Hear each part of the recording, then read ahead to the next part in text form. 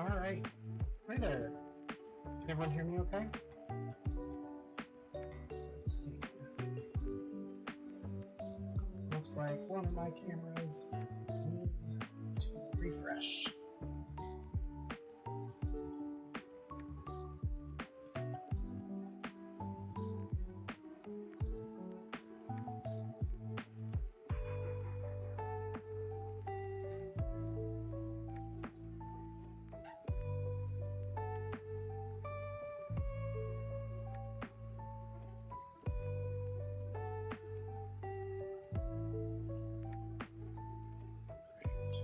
Let's see here. Sorry, a little technical difficulties we get going. There we go. That's the updated. That's live. Okay. Hi there. Hope everyone's doing pretty well. We are just getting set up. Gonna have a good time, hopefully. And yeah. Thanks for coming by, everybody. What we are going to be doing is we're going to do a kind of a wide variety of things. I think we're going to start with working on our choker collars a little bit more. I have a few more of them that we need to get through today, so we'll do a few of those, and then we're going to move on to some other stuff. Today I've got a few things that I want to try, including some laser cutting that we're going to be doing. So yeah, we're going to get started. Thank you again for everybody for coming by and hanging out. Yep, double fisting the drinks tonight. Hi Esper. Hi Zaris. It says my mic is messed up. What's messing up about it? Let's see.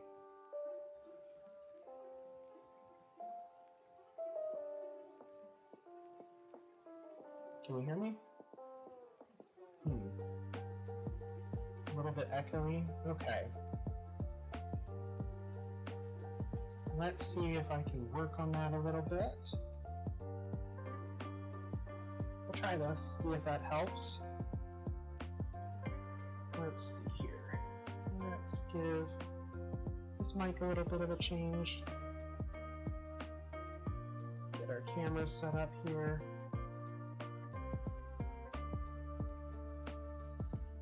Sounds like I was talking through a mic that was bought in 1990. Okay, is that still happening right now? If so, I've got to troubleshoot a little bit.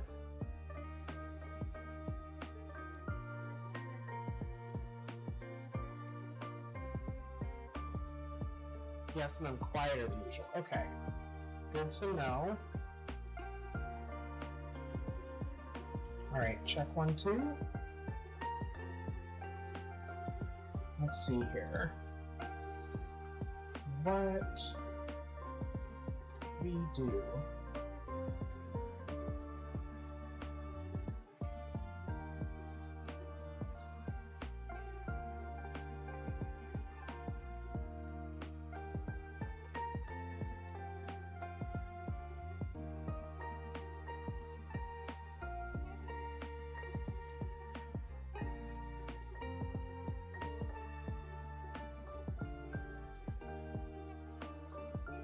Alright, check 1, 2.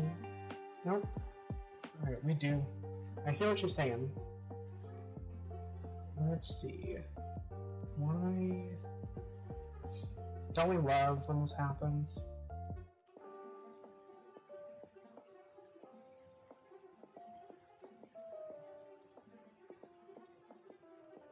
Let's see. Check 1, 2. Check 1, 2. Check 1, 2. A little bit? Still not great.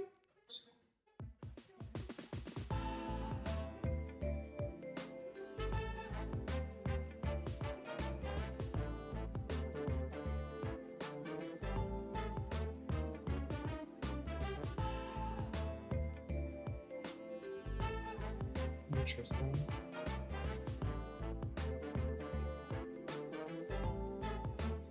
I'm definitely on the right input here.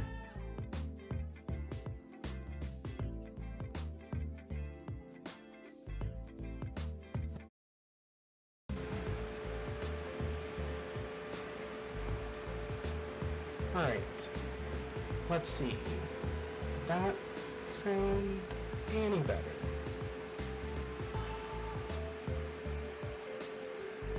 Jump that up.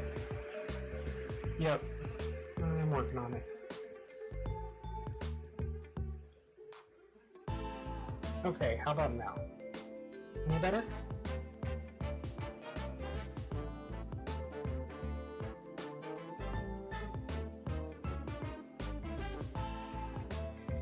Too many gadgets? Yeah. It happens. Let's try this. Let's see.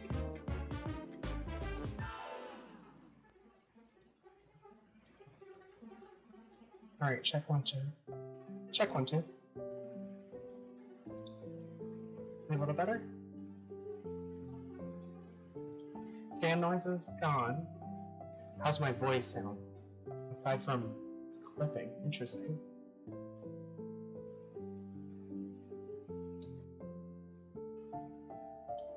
Is that what I did? Oh, okay. Hold on. I think I might have got it. Check 1, 2.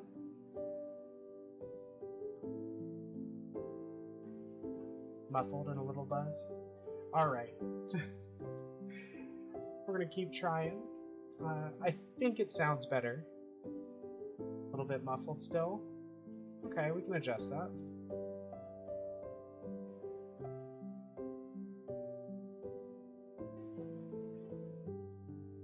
How about now? You sounding a little better? It sounds better in my ear. Still kind of quiet? Okay. There we go. Perfect. Okay. Thanks for helping me troubleshoot, y'all.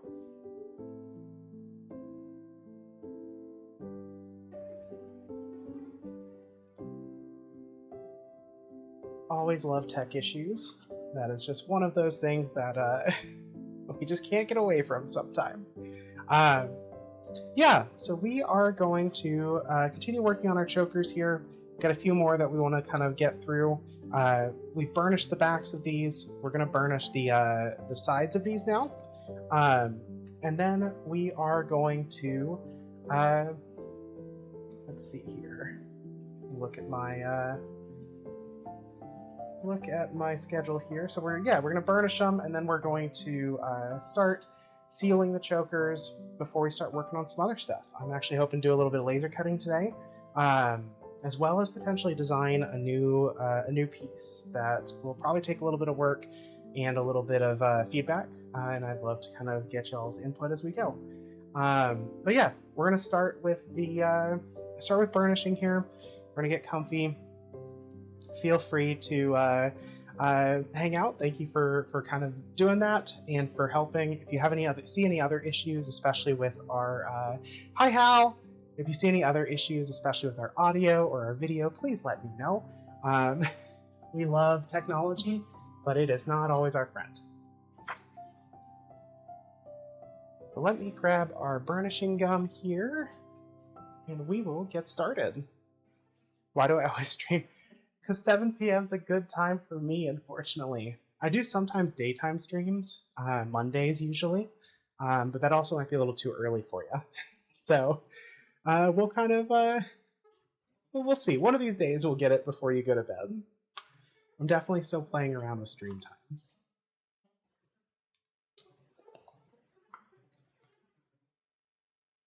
All right. Either getting ready for sleep or work. Oh no. That is unfortunate. Okay. Hope everyone's doing good this Wednesday. There's a big bird on screen. Yeah, that bird's supposed to be there, unfortunately. You're just gonna have to ignore her. Also ignore the yellow one. That one just represents y'all. Alright. We are going to sand these real fast.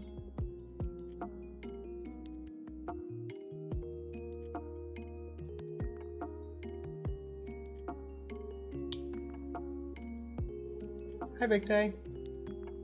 What's up? It is Wednesday.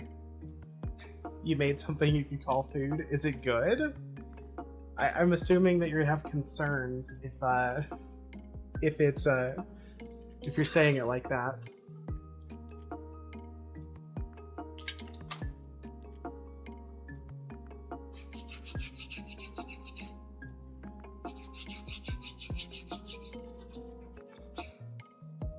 I mean, we were putting it all together before stream, and it seemed like everything was gonna... It has an interesting...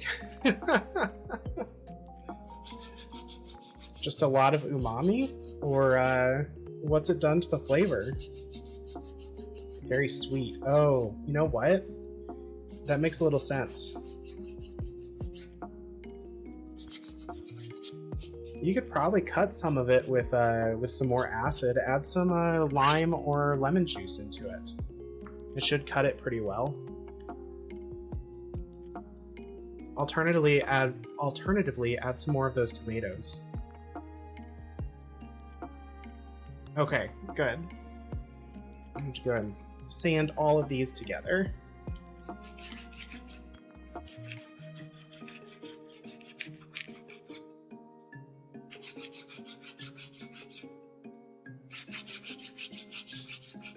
You know what, Sorka, you're right. LSD would distract from the flavor.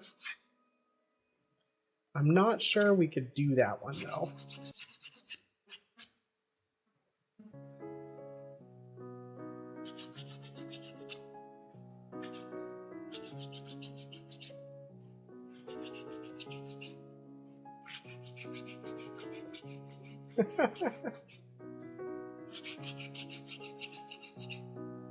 Yeah, we got our Japanese barbecue sauce mix is from Owajimaya, and it's really good.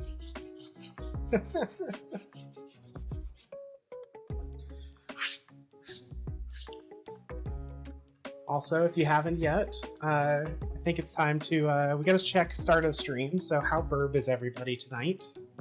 Is everyone feeling really burb?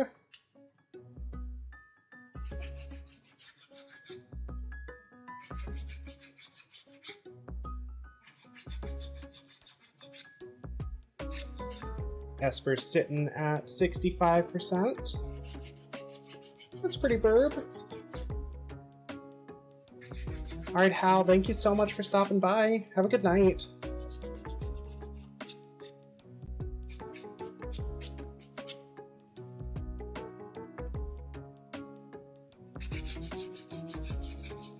Oh, Sorka, 0 burb. Zaris, I think it's got a 10-second cooldown, so you should be good to go.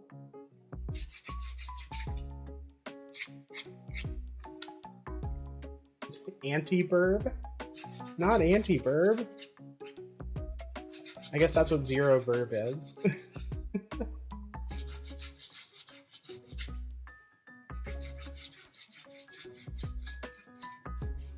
Zaris is pretty burb. 85%. That's the highest tonight so far. Will anyone ever reach the elusive 100% burb?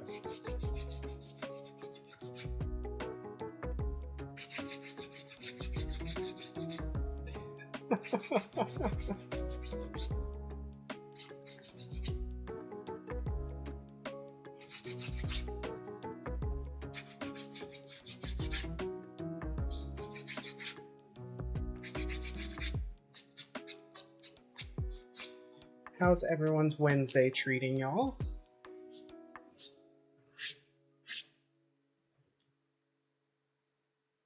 I, for one, today's been a good day. Did a lot of fair bit of cleaning up here because the workroom was pretty trashed, and it definitely needed a bit of a clean.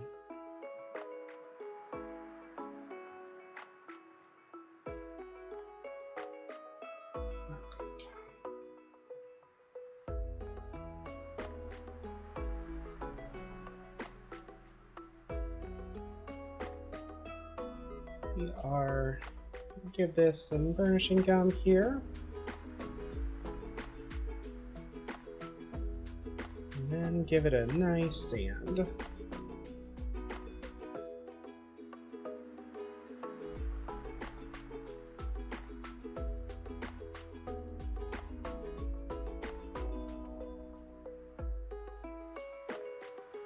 All right. Grab my burnishing tool, make sure we get the right pieces on it, which we do not. So let's change that out.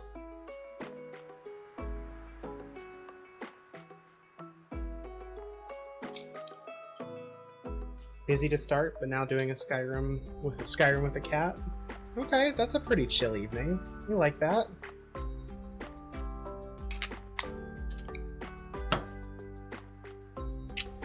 It has been a long time since I played Skyrim.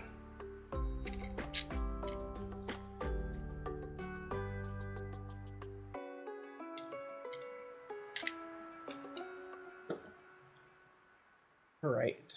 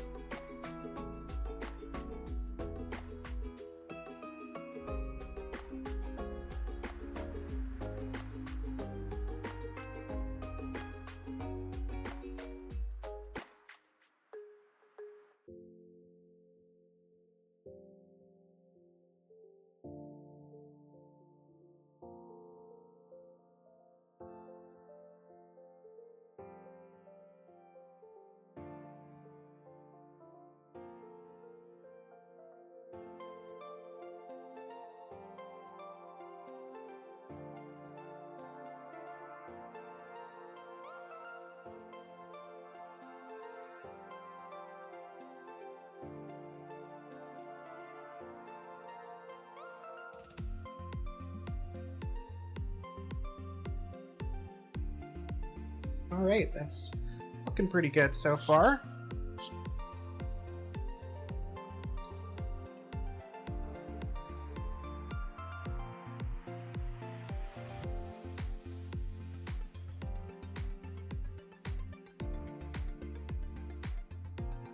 I had to go to the courthouse yesterday and plead not guilty for a parking citation.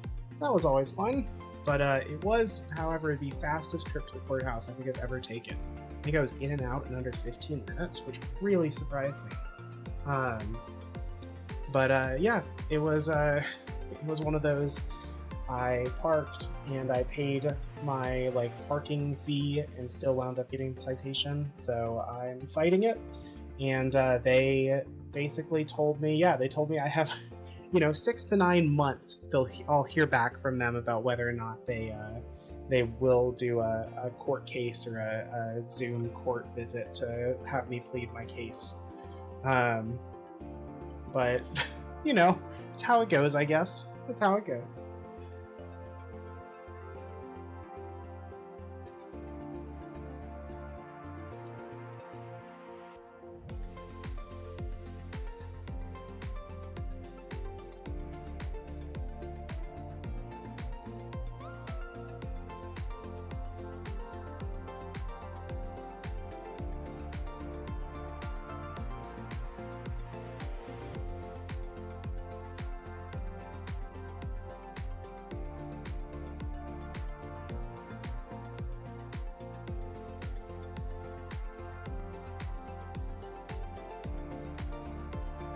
Oh, we love jury duty.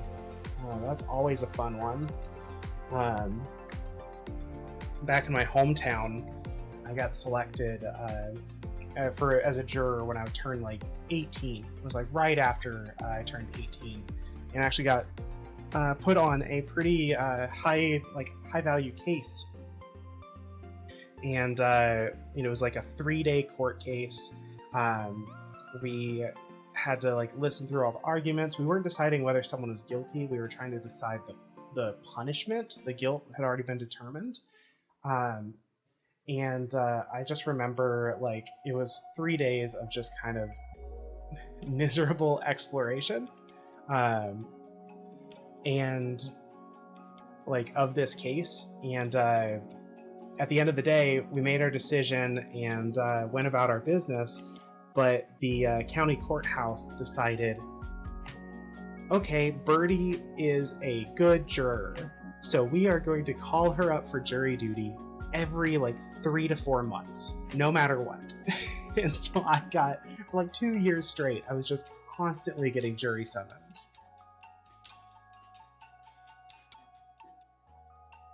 What's that, Esper?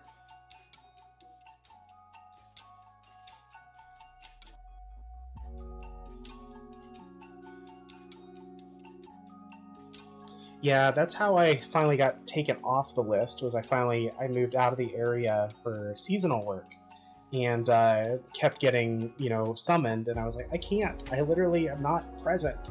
I'm sorry. I'm in school or I'm working seasonally. I just can't do it.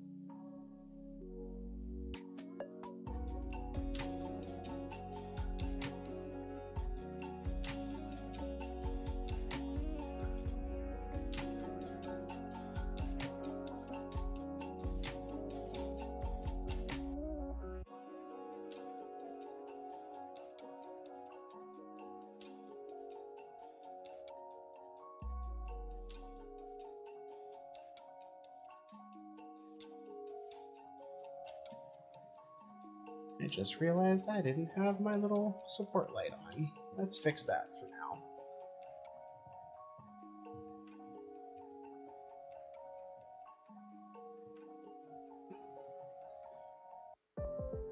The last attempt to get me to jury duty, I lucked out.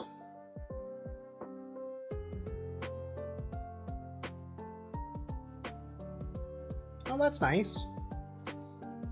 Yeah, it's nice when you get kind of called last minute and they're like, you're just like, nope, we're not selecting you. That's kind of a nice nice turnout. I get that it's a civil service, and I am happy to do my part when I'm summoned for it, but it's a lot here in the U.S. It's you don't really get that many benefits for it, and the court cases can be either very inane, if it's like just small claims or something that just needs a jury just for legality purposes, or if it's something really big, and then it's not fun at all because it's like heinous crimes.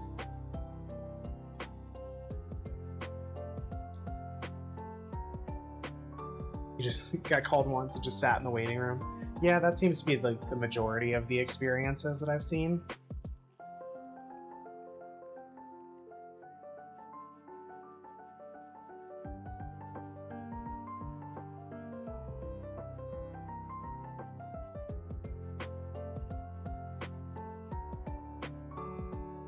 While Birdie is unable to talk, I am acting as her proxy. At 10 subs Birdie will be posting feet pics. This is a legally binding contract.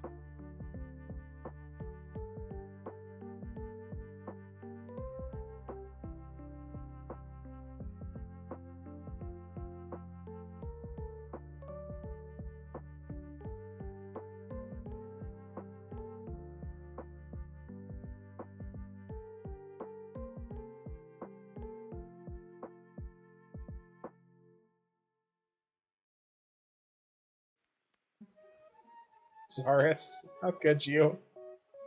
Rude.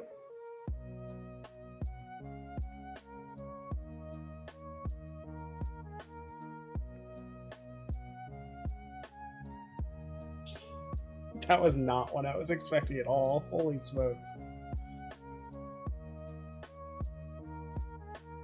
Also, y'all don't want to see my feet. Nobody wants to see that.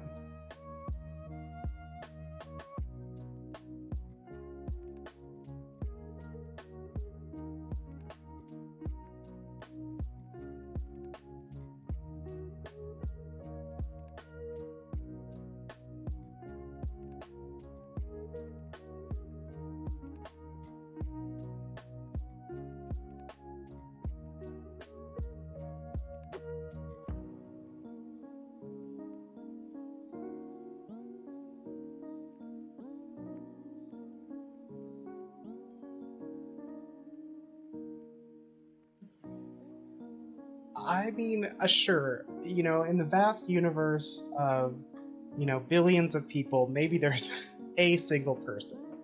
I'm pretty sure the viewers here tonight and on this stream generally do not want to see my feet. And so I do not plan on showing them.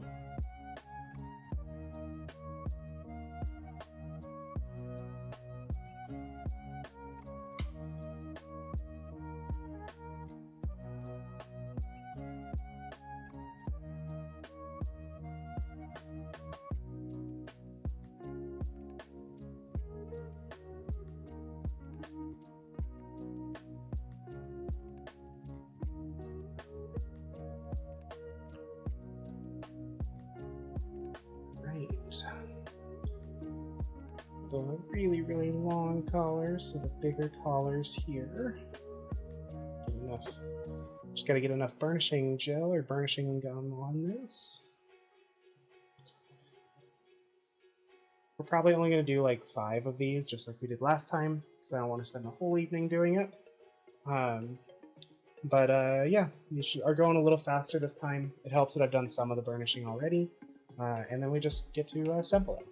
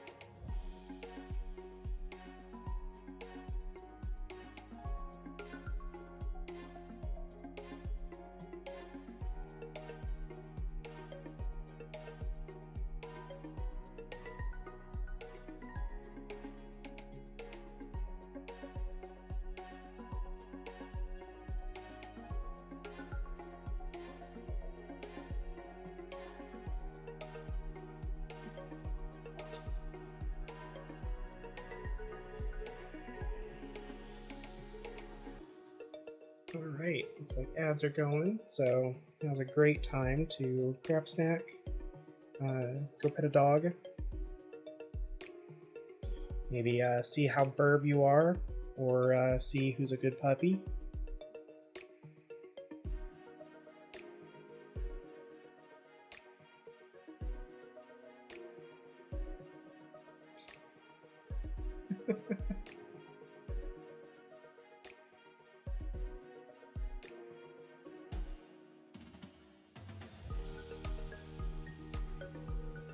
Saurus. Not puppy, puppy. With a P.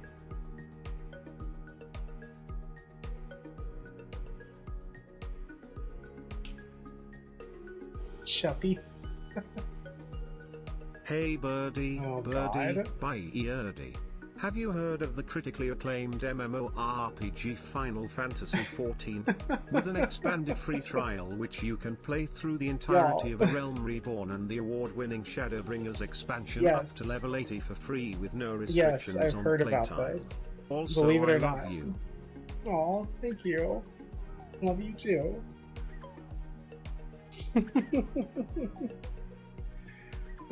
Every stream. Gotta love it.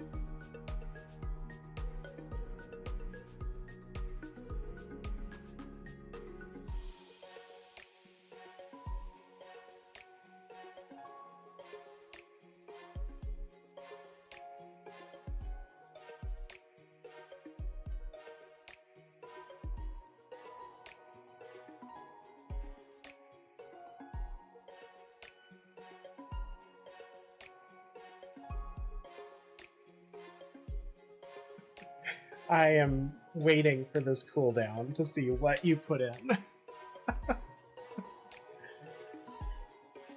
Alright, just 2 more to go here, and the burnishing's done for a little bit. Probably won't do any more tonight for burnishing. According to all known laws of aviation, Here we go. there is no way a bee should be able to fly. Its wings are too small to get its fat little body off the ground. The bee, of course, flies anyway because bees don't care what humans think is impossible. Incredible. It sounded, with the TTS voice, it sounded very like David Attenborough.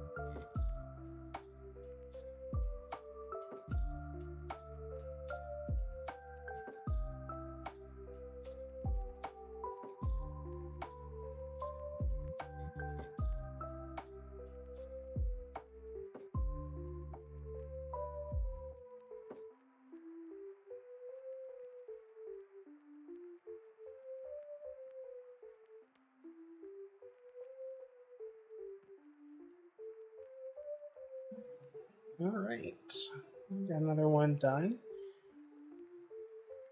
Also, I love that TTS Borb was just a mistake, and I should have never done it. But I will never get rid of it. I love it too much. It's so good. What was I gonna say? I had something, and it just slipped my mind.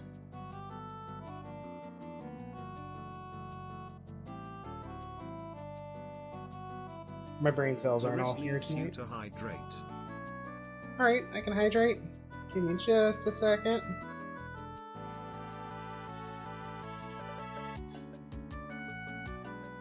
Oh, that was it.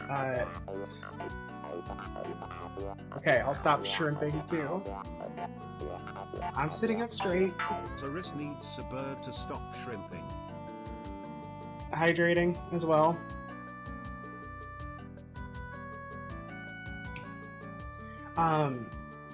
Oh, that's what I was going to say. I was going to ask for everybody who came in early, what y'all think of the new Starting Soon screen? I worked on it a little bit last night, and just kind of trying to move things over to, you know, all of my own, like, assets or developed stuff that I've done, and put that together just as a replacement for, like, the default one that I had been using. But yeah, let me know what you think. If you didn't see it, that's fine. You'll see it when I go on break, or at the end of the stream when I finish up. It'll be very similar once we play.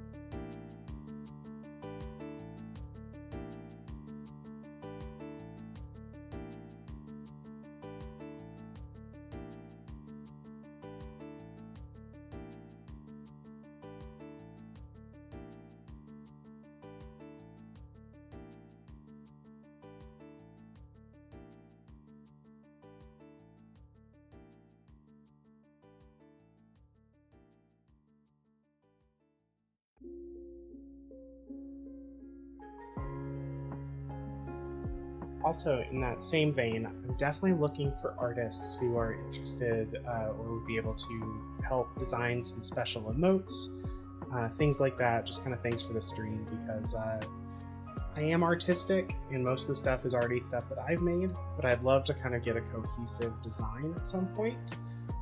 It's not urgent. I certainly don't have a lot of money to throw at it right now, but maybe someday. Maybe someday.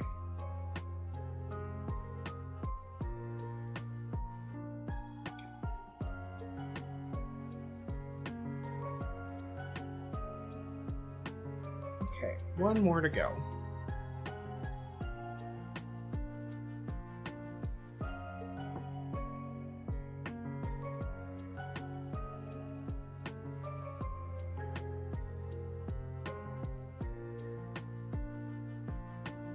Pretty sure it was posted on Blue Sky, but I pretty much embody that meme of the trans girl with like 30 followers who tries to design the most like cozy and like interactive space that I can for Twitch.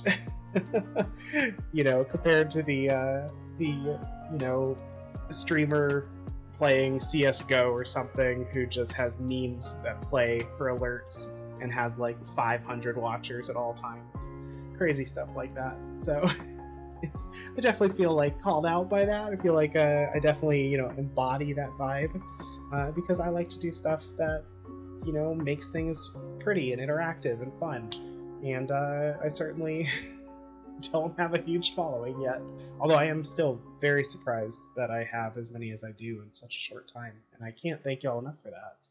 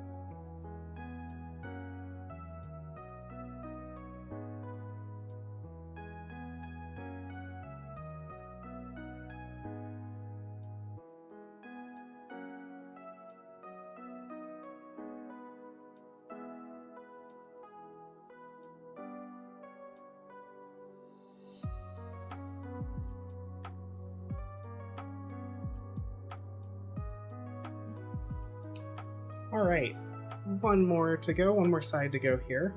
So we're nearly there. And then I can stop muting my mic for a little while.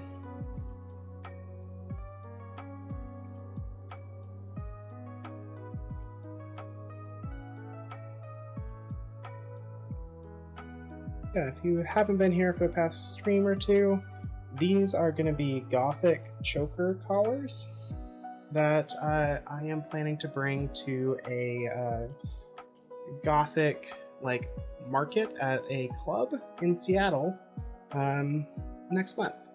And so we are just trying to build up some of our stock here. We're working on this. We're working on some cuffs tonight. And then if we have time, we're going to work on painting some more of our boot charms, maybe designing some new ones that would fit for a Gothic market. If not that, then at least designing the rest of our pride flags that we need to get done. All right, last burnishing.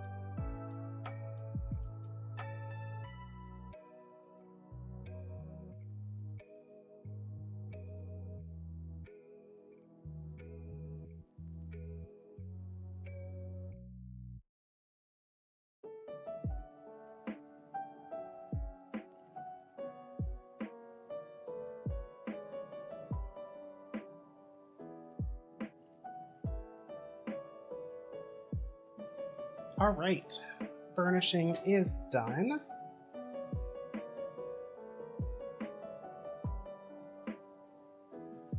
So we are going to start working on sealing them, which shouldn't take long. I should have everything right around here. We're just going to grab a paper drop cloth so I don't get more stuff all over my lovely, pretty workbench, which is, not immediately covered in all sorts of leather bits already. We'll get these sealed, and then we will work on some other stuff while they dry.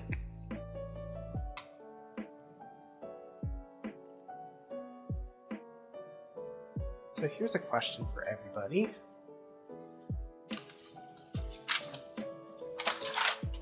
I do leatherworking, but what is everybody's kind of craft or hobby, if you have one? Or what would you like to get into? I know sometimes we just can't do our hobbies right away, or aren't able to. So what would you like to do? I love trying new things and learning new skills. Personally, my next thing on my list is probably going to be blacksmithing or jewelry crafting. One of the two. I think it'd be really fun to kind of get into some metal work. Okay, yeah, ham radio. That's always a good one.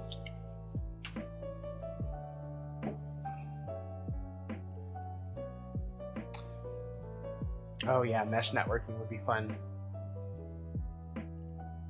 I've only briefly looked into mesh networking, but yeah.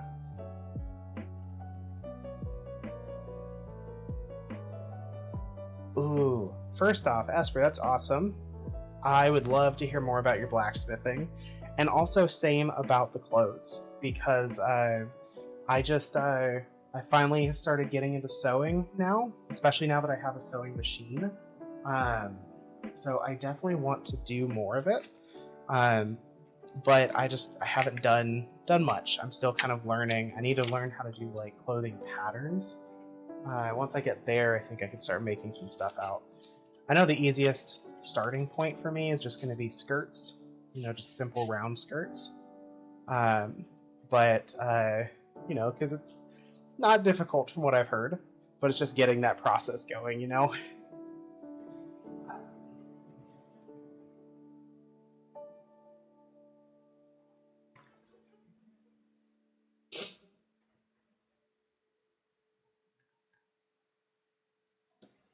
Hey birdie, I can tell you about my hobbies. Have you heard of the critically acclaimed MMORPG Final You know what? I Fantasy asked for XIV? this.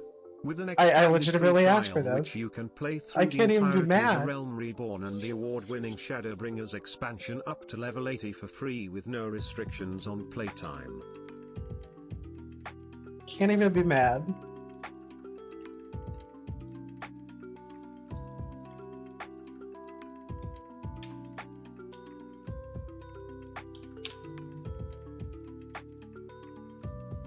Ooh, a vest would be good.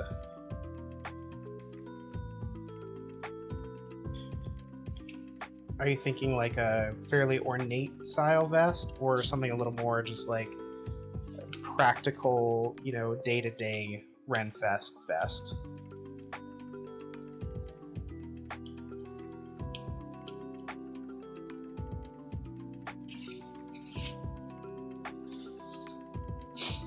Just lightly patterned. That's fair. Makes sense.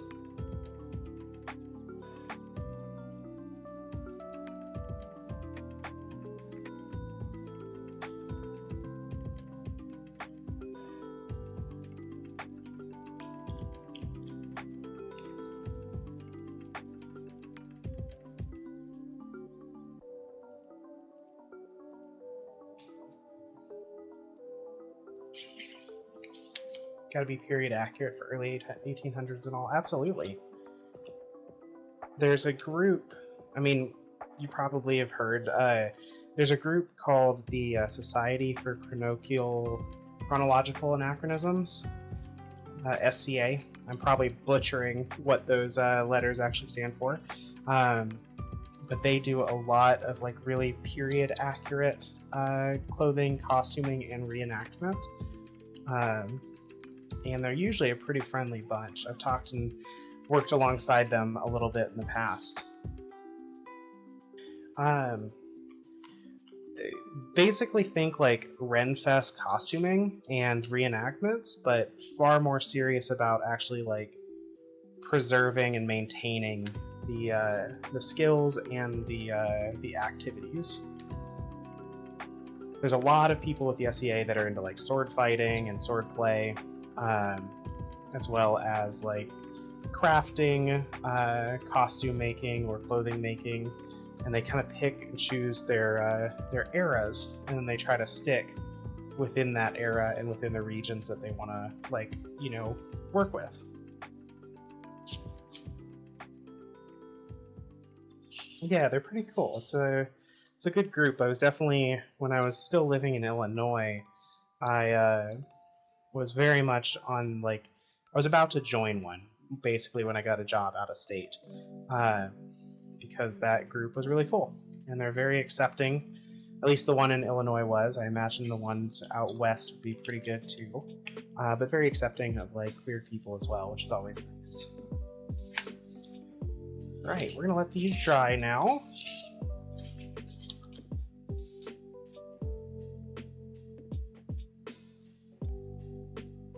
We are going to switch over to, yeah, it's definitely a plus here. We love welcoming events. All right, we're going to switch over to our designer here. Let's see. Lightburn opened up here, because we are actually going to do some lasering tonight. While these dry, we are going to work on some secret cuffs. And for secret cuffs, I usually do almost entirely laser cutting for the edges. So it just saves me a lot of time and a lot of effort, and allows me to do some pretty cool stuff. So I'm gonna grab some leather here. Let's see if I've got a good sheet for this. Okay, we'll do some of our navy. Into navy in a little bit. So we're just going to use a pre-cut leather sheet that I have. I cut these in groups and pre-cut this one. And since I have a feeling I might need to calibrate our laser a little bit, using a pre-cut of a leather that I don't use too often is a good call to start with. We're just going to set this here for the moment. Move all of our stuff out of the way. Also wash my brush off.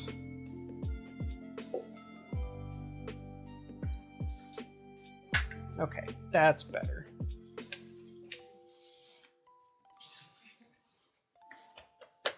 There we go. Now we do have some fun new stuff to work with tonight regarding our laser here. Once we turn it on and get switched over to our designer mode,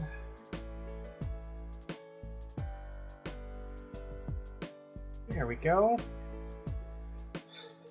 Everybody still see everything okay? We are going to import. Where's my cuff designs?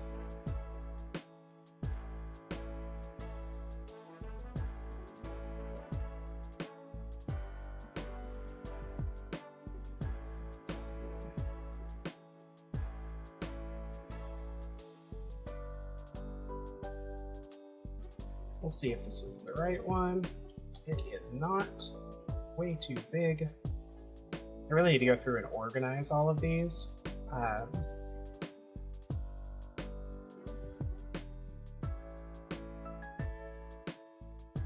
Let's see. Nope. Some of these are... Yeah, I need to get rid of a lot of these duplicates. I also haven't done any secret cuffs in a while, so this will be nice.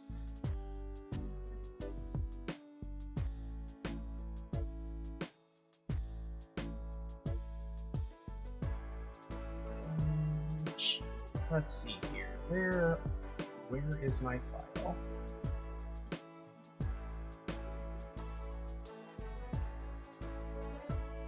Pretty much there. I do need to leave. Actually, is this right? Let's check. Ungroup. See what we're looking at here.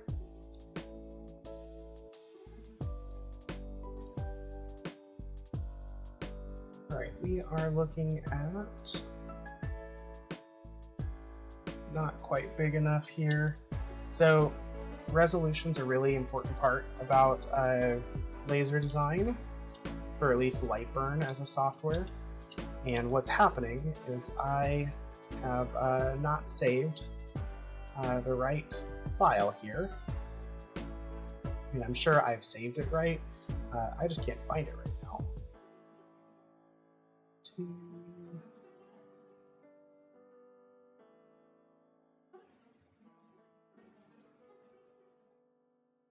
Yep, these are all way too big. Let's see if I can just do this.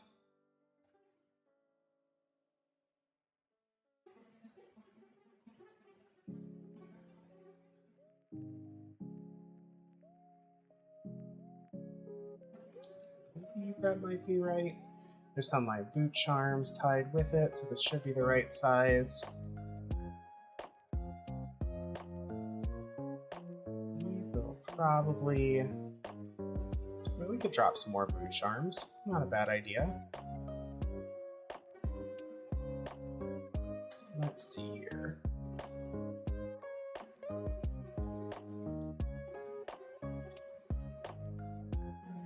Recent projects.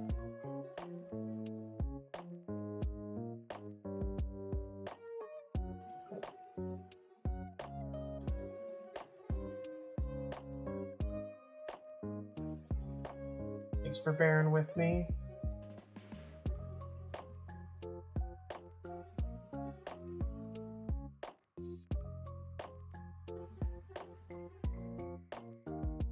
Let's do full.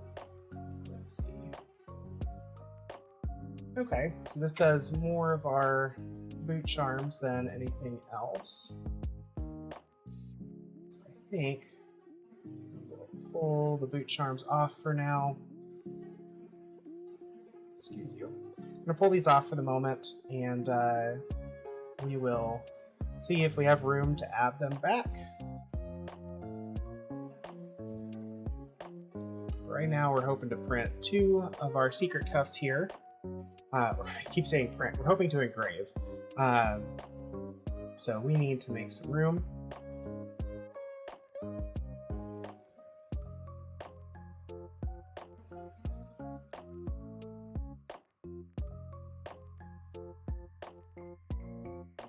Actually,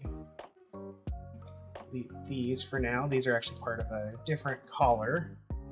That is part of my, what you call it? That is part of my halter collars, which if you haven't seen those are pretty cool too.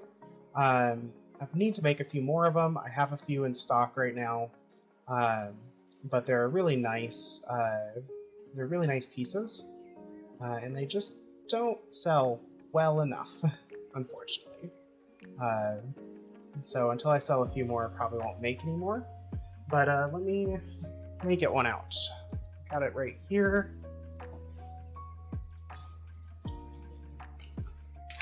So that's one of my halter collars. They're really nice. They're comfortable. They lay a lot flatter when you're wearing them, which means they just kind of have a nice like weight to them, but they don't pull on the neck at all. So if you kind of feel like having, if you feel like wearing like a choker or like a tight necklace or a collar is uncomfortable, the halters are really nice because they don't pull on the front of your neck. They just kind of sit on the upper parts of your shoulders. So I really should make more of those at some point. All right, we are going to get our laser set up here, and we're going to try this. So I do have a camera in my laser enclosure now, and we're going to see how it goes. This will either work great or really, really poorly. Mostly regarding lighting. I'm unsure how the camera's going to do when the laser is firing. But on the plus side, now y'all can see what I do when I start working and making sure that our laser is set up right. So let's see. We definitely have room for some boot charms, so we might throw a few in.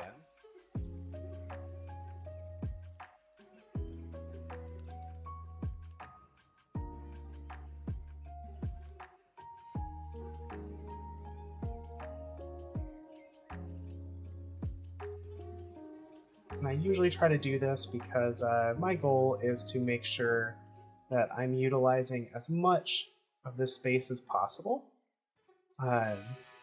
Because I want to be efficient here.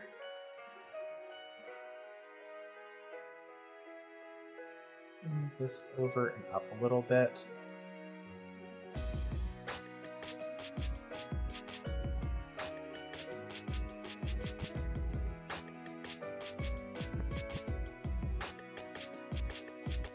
Honestly, yeah. Probably throw a couple our leaves in here if we want to. That we can still fit these. In fact, I know for sure we can if I rotate these.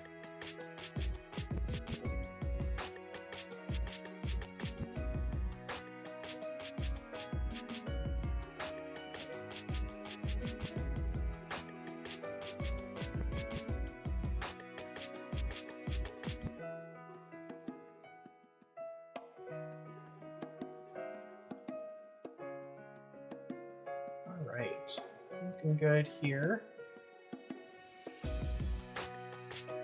Put another one of those in. Alright, and we're going to test and make sure that everything is aligned and on our laser 9 times out of 10, or on our bed of leather. 9 times out of 10, the first few times it's not. let's see here. Actually choose the laser here.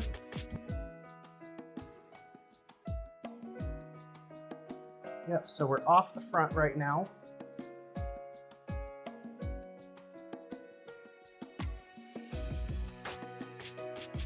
But it looks like we're good on the back.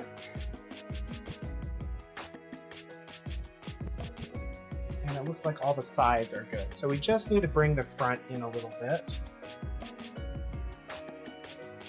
So you just go off onto the off the edge there. So if we could, we can start by moving these back just a hair.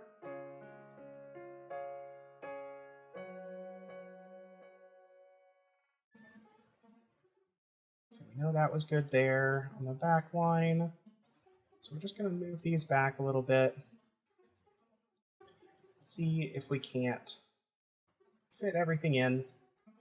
I'm just kind of adjusting our stuff here. We know we had a little bit of room on the back, so I'm going to push this back just a hair. And we're going to try to frame it again. See what it looks like.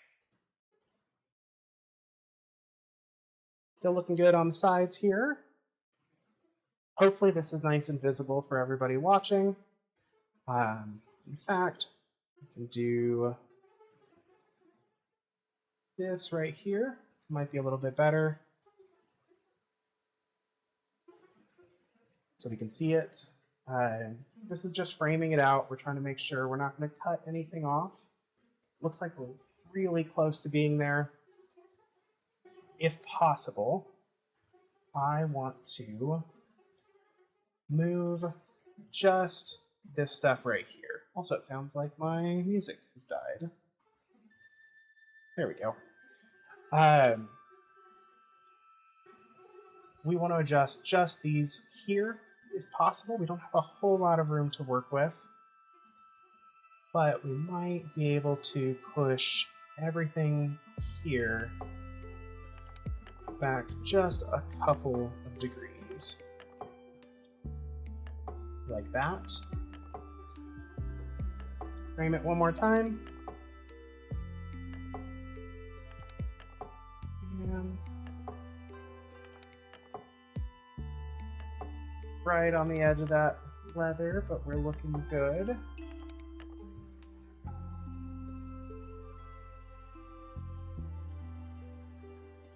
Again, we're just doing this to make sure that we aren't like lasering onto the plate. Just because it's not great.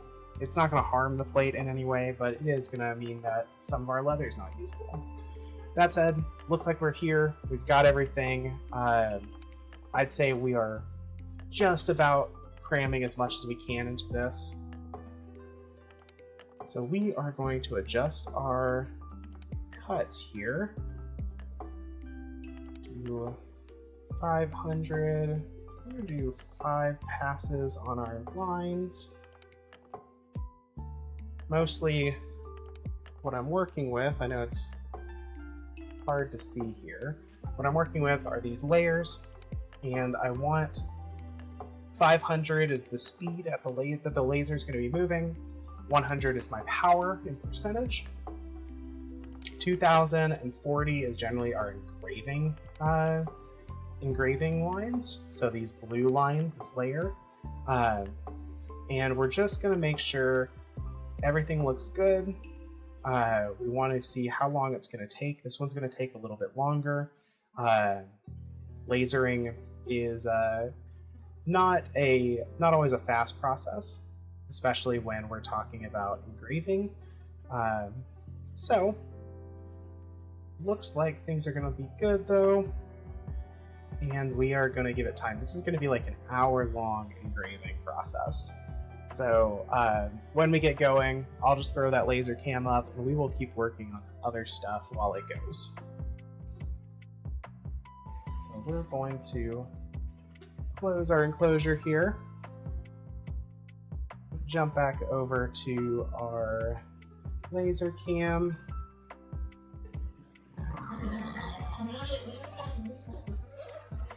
close our enclosure up so we're nice and ventilating properly. And let's see. If I'm standing here, it should be good. We're gonna give this a go. Everybody ready for laser time? I know I'm ready. Almost. I am going to grab a little bit of incense here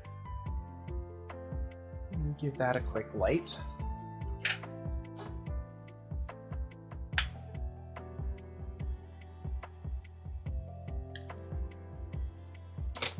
There we go.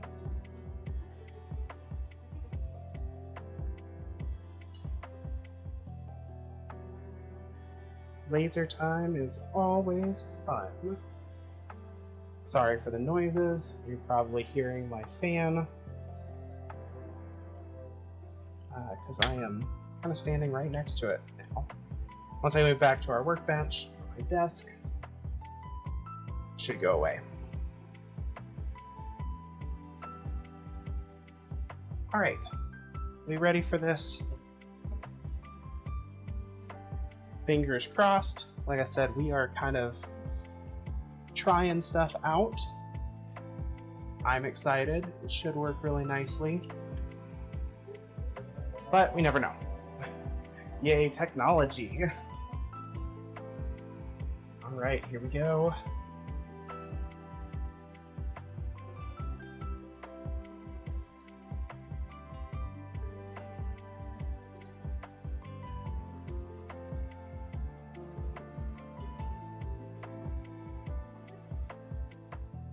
While we're going, I'm going to make a little bit of adjustments here with our image.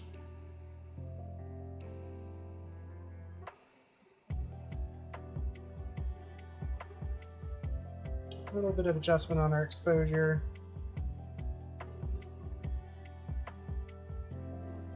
Your eyes.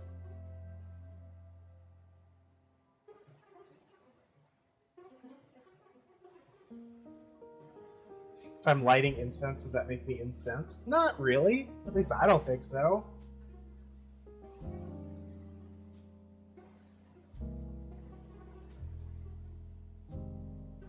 Alright. We are going to switch back over to our table. We'll leave our laser up here in the corner. Welcome to the bird rave. Bright lights and soft music. That's true. It is bright lights and soft music. You can see about turning the contrast down a little bit. This is the fun part about some new tech here. I'm trying to make it a little less flashy.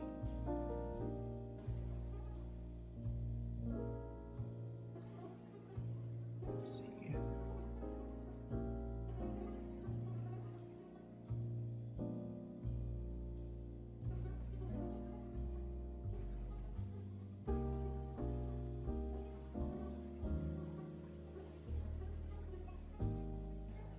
All right.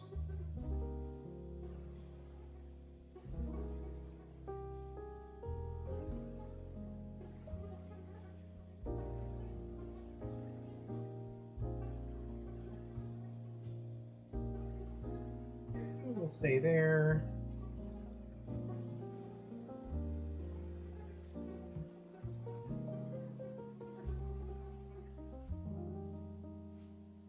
How are we looking? Not too bright or too much here. Definitely don't want to hurt the eyes at all. I mean, the lens is doing a lot. You're not in danger, but I want to make sure that it's comfortable, and I can adjust that with some filters to make sure that it is. Let's see here.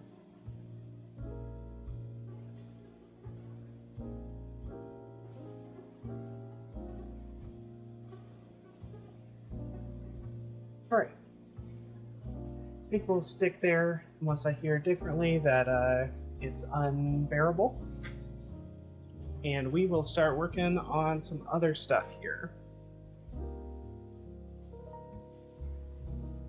which is going to be designing our infinity cuffs. Now, infinity cuffs are something that I have seen and I have wanted to kind of make a design, but I've not actually like tried it recently or tried it yet. So this will be kind of something new for us. Now,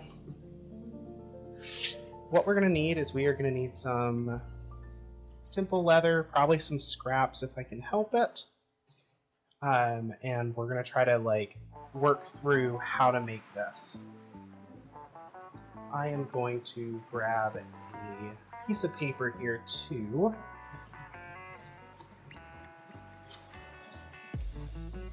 Just there. Just so we've got some scrap paper to work on and write on, because I'm going to kind of sketch some stuff out as we go, and then we're going to see if we can't build it. Okay. So, let's see here. Maybe...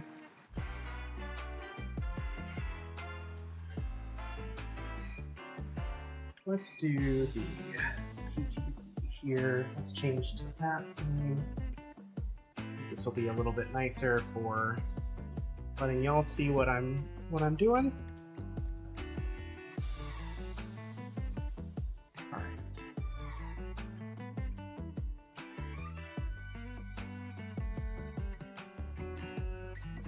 Drop that down a little bit.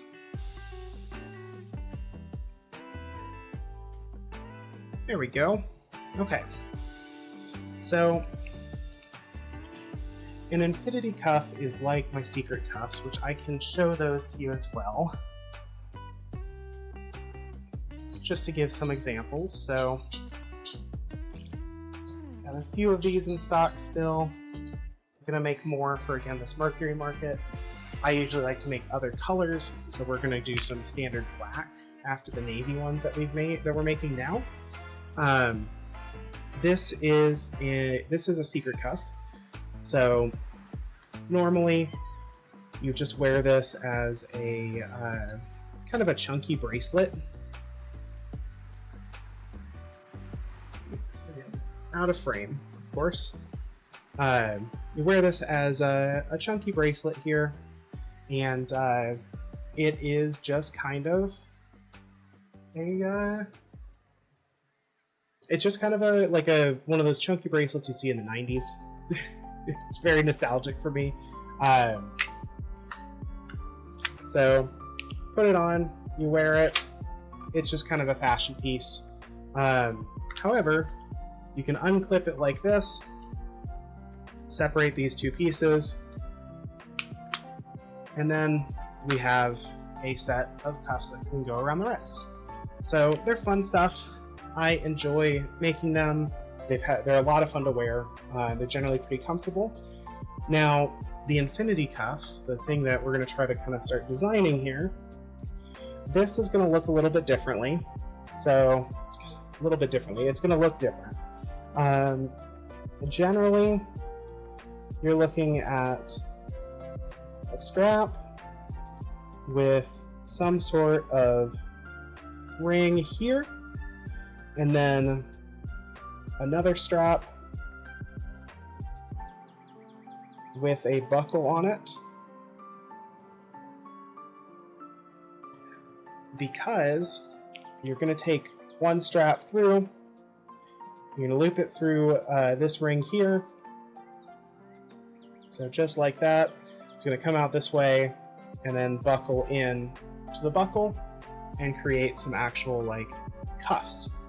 So the trick here is that I don't want to just do this. I kind of want to find a way to make it my own. These are generally pretty simple, so I'm not looking to like complicate it, but the choice of hardware, the choice of leather, the choice of like design or how we do it, if we do like simple O-rings versus, rectangular slot pieces. So rectangular rings is really going to determine kind of what makes this unique. And I'm not sure exactly what I want to do with this yet.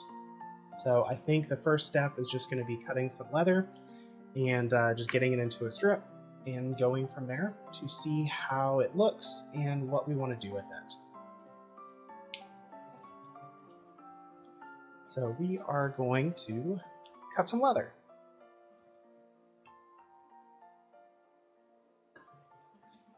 I think for this one, we'll start with a 1-inch ring. We can swap these out pretty consistently and pretty easily, so it's not going to be like a bother to do this. So we'll start by cutting some 1-inch leather. Now, color-wise, I'm mostly going to use stuff that I already have a lot of right now.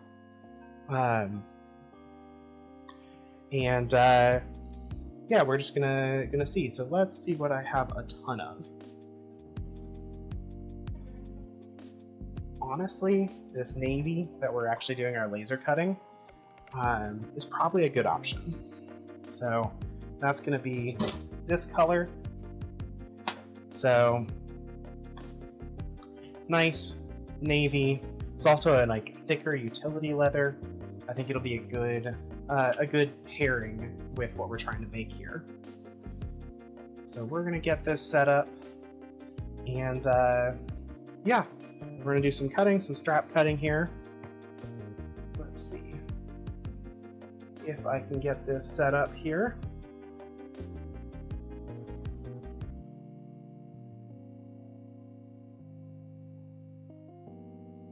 Here we go.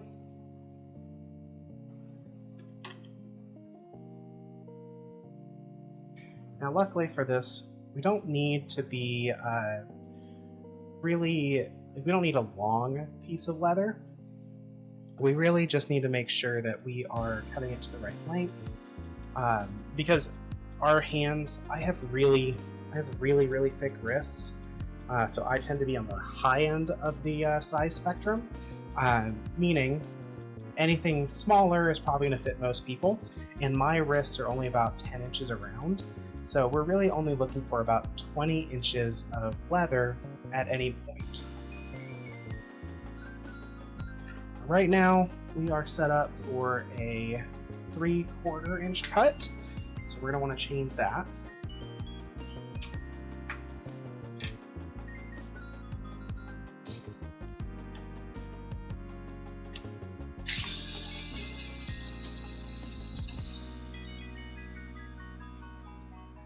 Hope everyone's doing okay. Thank you for hanging out, watching some laser engraving and some leather work. Let's see. Pretty burb. 6. Aw, hi Mini Golf, thank you. I don't know. I'm kind of a grungy, workshop burb right now, but I appreciate it. Thank you so much for the compliment. Hope you're having a good evening. Thanks for coming by.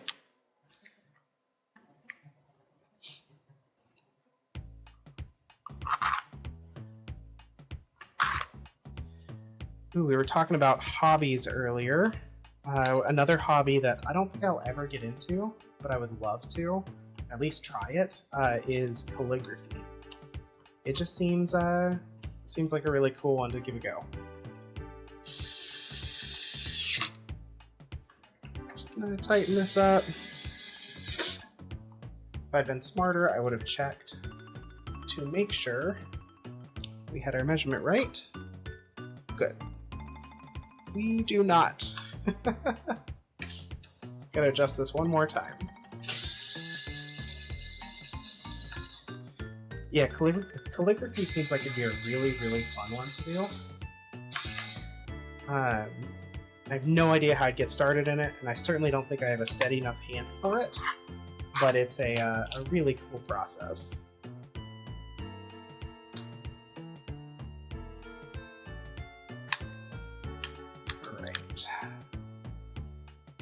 Get this put back on one more time. this time, you know, correct.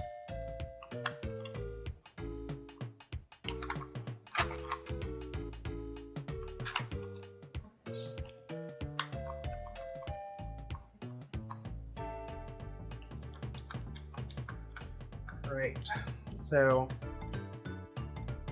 we are patterning out this new cuff design, which means this is going to be quick and dirty as we go, because I just want to see how it works, and we'll you know, go from there. If it works well, if I like it, then I'll actually pattern it out, and we can make something out of it. But for now, we're just going to test. And that's true. A dollar store might have a good felt tip chisel pen. It's really, again, it's really more just like, I don't think I have the, like the dexterity, the smoothness of hand to actually do calligraphy, or the patience. That's my concern.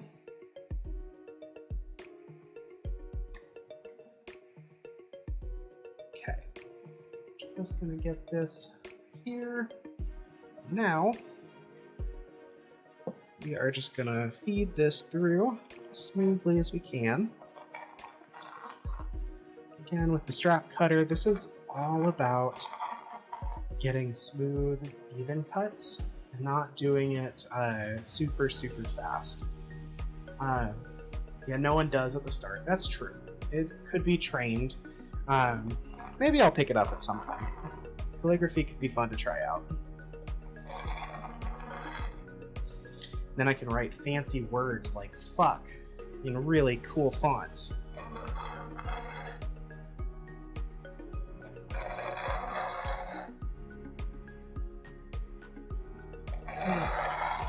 Almost through, just making sure our line stays as even as possible.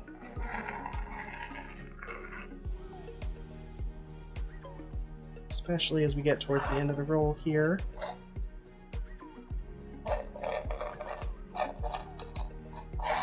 Here we go.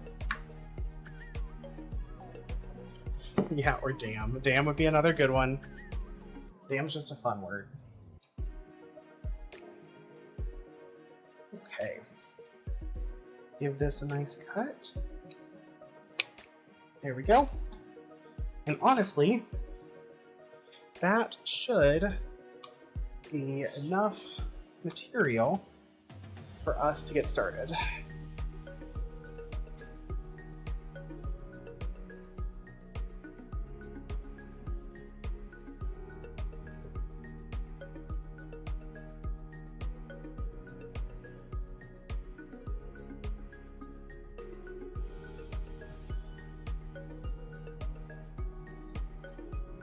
Okay.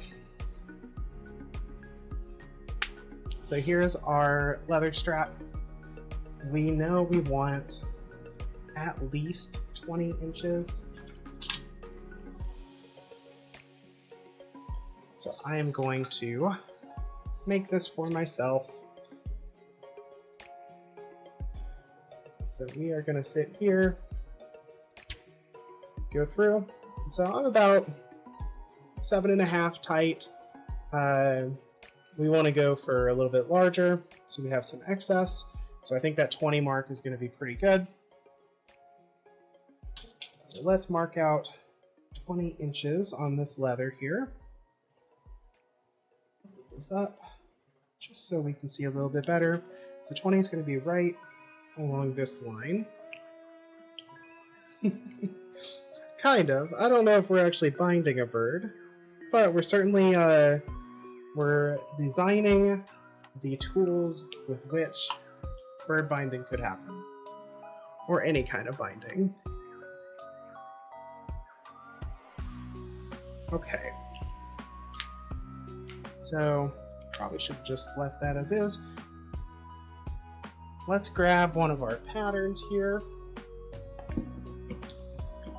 one of our 1-inch patterns, just to help get our ends nice. One will work.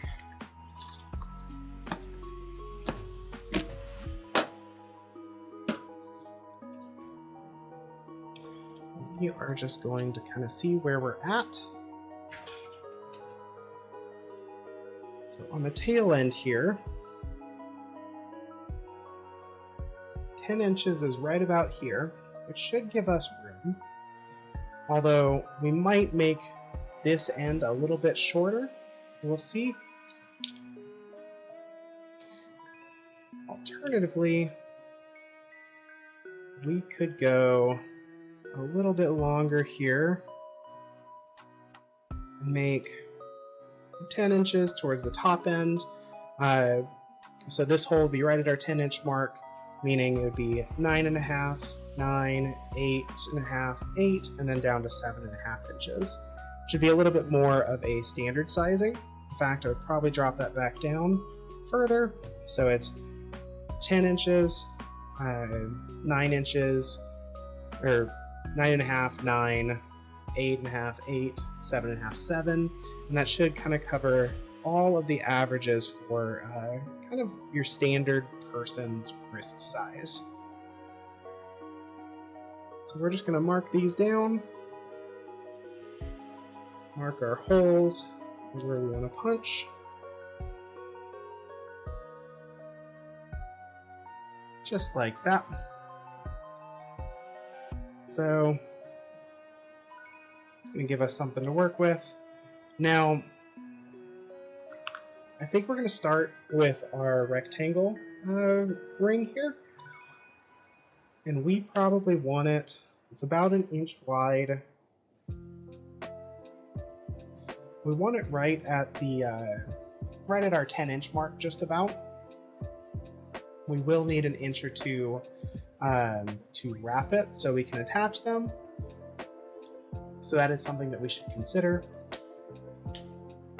So what we might do is we might add 1 inch here. So if we do that, we'll go back, we'll actually kind of just smudge this off because we're going to redraw these. And realistically, if I'm smart, I should add 2 inches. The reason being is because we're going to need to do the same thing on the other side. And we're actually going to want to add about, let's see, 4 inches, so 5 inches on the other side total. Just because we're going to need a buckle side as well. So thinking about that, we are looking at our 1 inch buckles. We're going to stick with black since that's the other hardware we've got. And so we are going to move everything up a little bit. So we're at 40 now. Let's go forward 6 inches. So we're going to look for our 46 mark, which is right about here. Still certainly enough. Enough strap here for this, but we're using almost the whole strap we cut now, which is great. I am happy with that. And again, if we waste some, that's fine.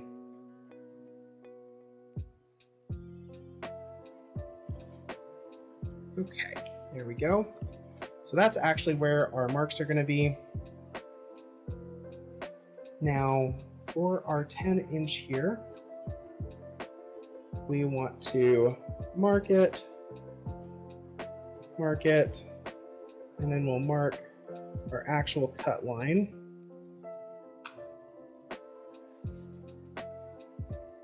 Correct? No, actually, we want to adjust that again. You can see how scatterbrained I am as I work on all of this. Because we want to add our 5 inches on this side.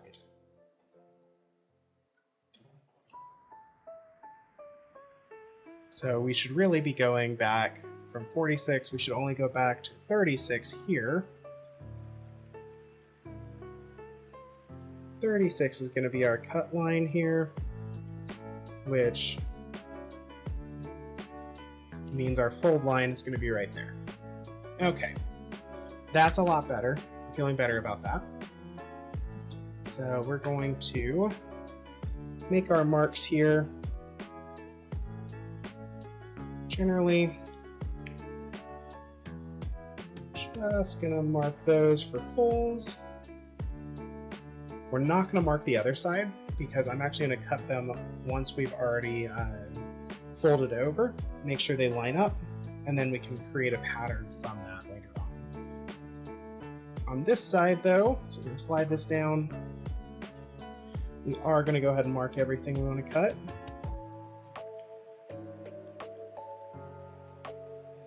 And this is just our buckle marks.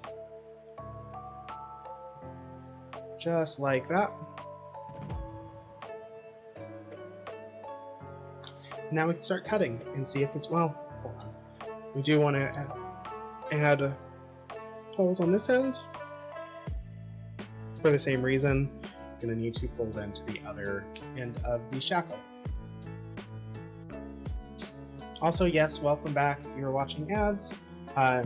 You haven't missed much. We were just kind of drawing and marking up this piece of leather here because we're cutting it to make our cuffs. So we are just going to cut that nice and straight all the way through. And now we're going to punch our holes. Actually, I'm going to cut the end off of this first.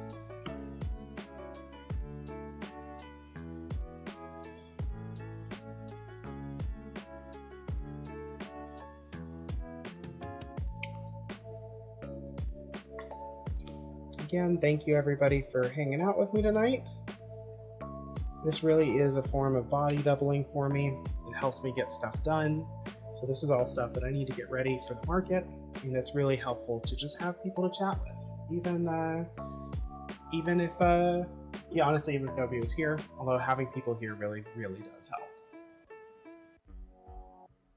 Okay, now we will punch our holes. So we are going to grab our little hole punch here. We're going to be on our largest hole punch.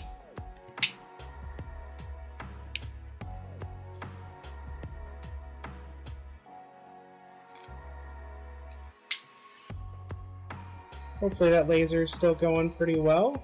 It seems like it is, at least from the camera.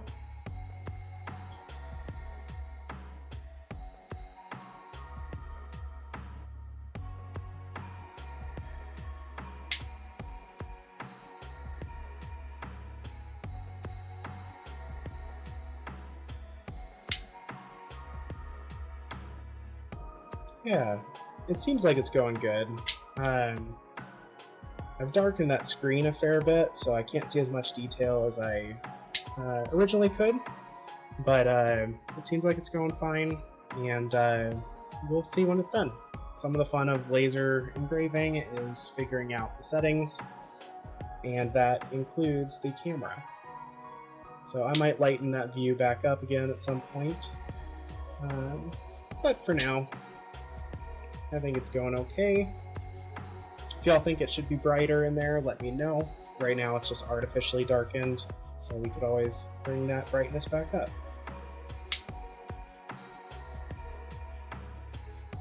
Your participation helps make this stream better.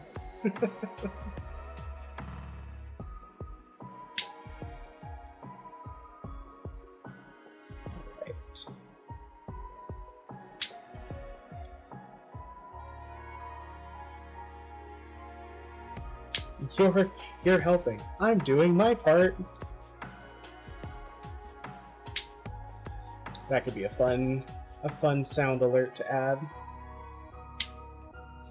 I'm doing my part. Okay. Everything's punched except for our buckle hole here, which we will grab the press for.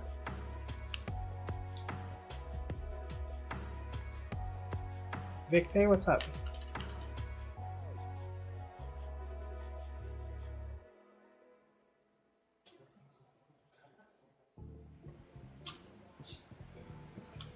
Victe? For the cornbread sins? Oh no. We have a chili being made for dinner tonight. And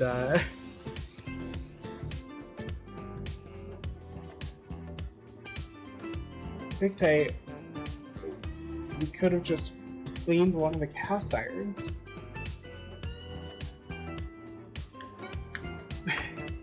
Also, I'm sorry. Yeah, I should have cleaned them earlier.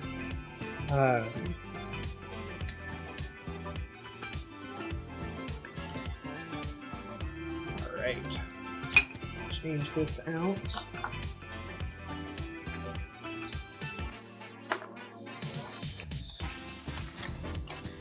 Big say I'm not going to judge you.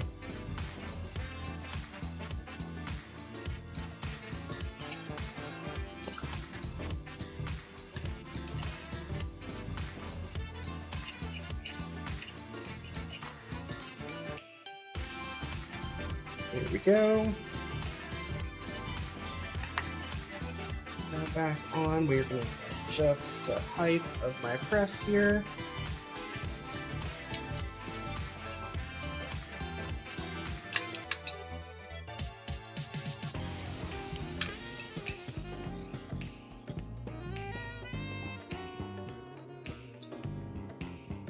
Right now, we are set to snap fasteners, just a little too tall.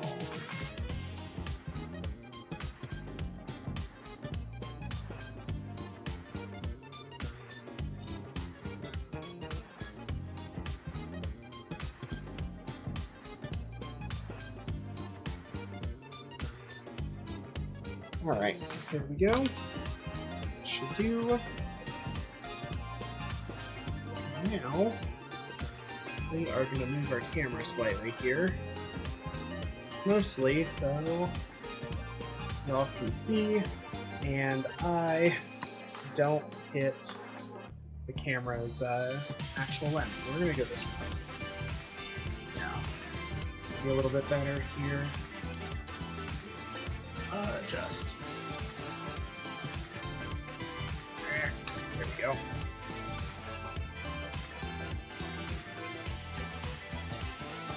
There we are.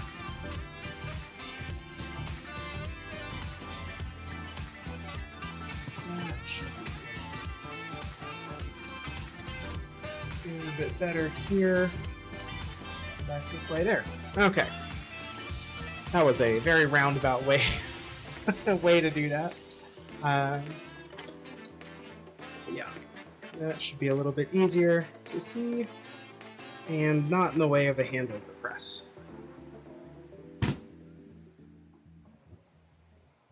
It fucks, it's good. That's good to hear. I'm gonna come down and get some here in just a minute. So that is very promising. Right, all of that for one single press. And my press is so tall that it bumps into the camera as I bump the camera again. There we go. Okay, so we are going to do a quick and dirty assemble on this test piece and see what we're looking at, see what we can do to kind of modify it and make it our own. Grab some Chicago screws here, just so we've got something to attach.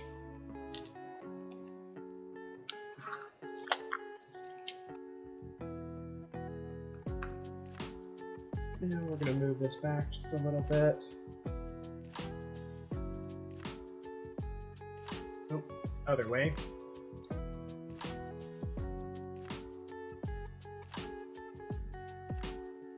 Just trying to make sure we've got good visibility. There we go. Okay. So, first things first, we're going to get our buckle on.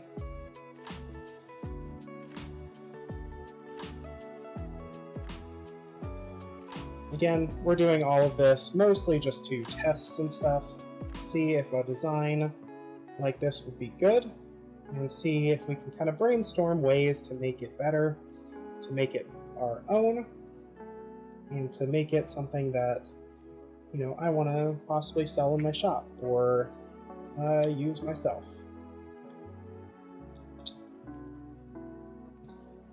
That, we are going to grab my little sewing awl here, pull the rest of that out,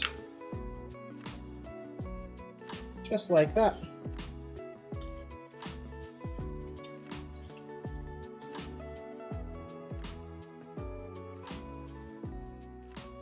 All right.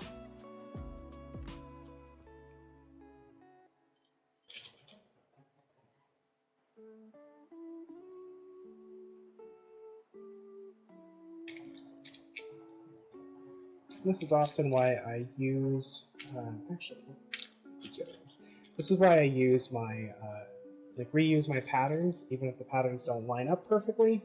And that's largely because, I can make sure that my distances, like for the fold on this leather, all still works and fits and looks nice.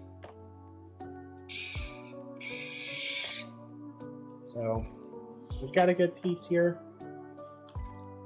We are going to see where we're at. So we're going to wrap this around just like this. I'm going to see where it sits naturally. About right there.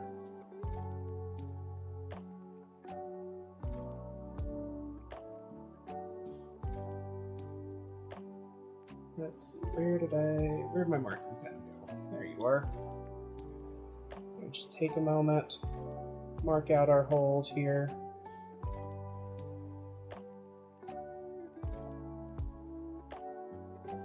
There we go. All right.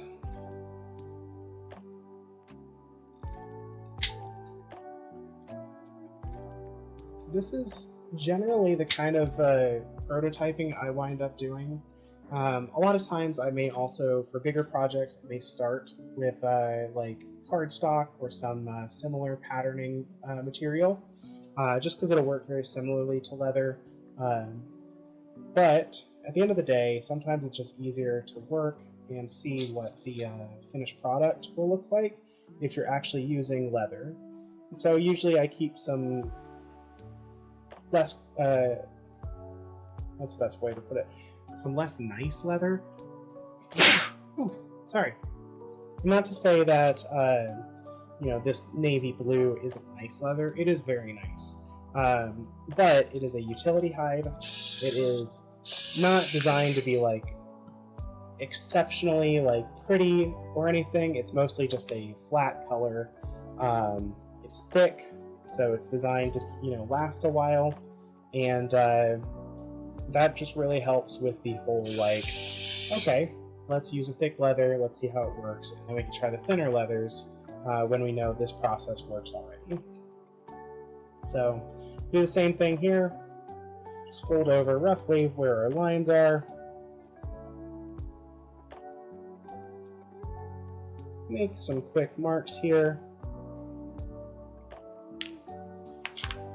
Punch these out. And then we should have a rough idea of what this cuff is going to be like.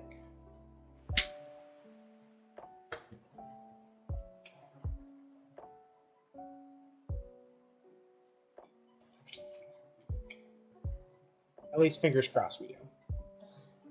I'm already foreseeing some potential problems, but we will cross that bridge when we get there.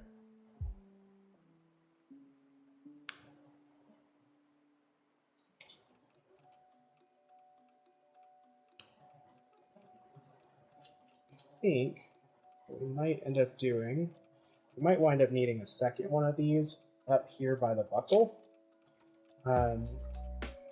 But we'll find out. I'm going to start here and make the adaptations one step at a time as we go. Being very scientific about this.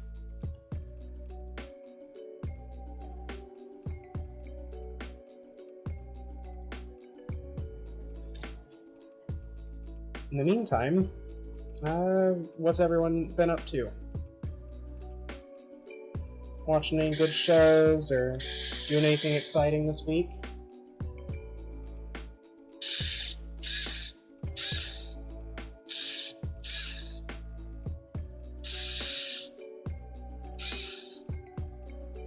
Mini golf, you watch wrestling and flirted. Okay, yeah, that's a good day. Seems like a good evening. Alright, there we go. Okay, so this is the first run of this. Now, as it stands, let's start with thinking about its functionality as just a bracelet. The interesting bit here, profitable too. Oh gosh, of course. So here's where this gets interesting. It's kind of a game of like, how do we wrap this?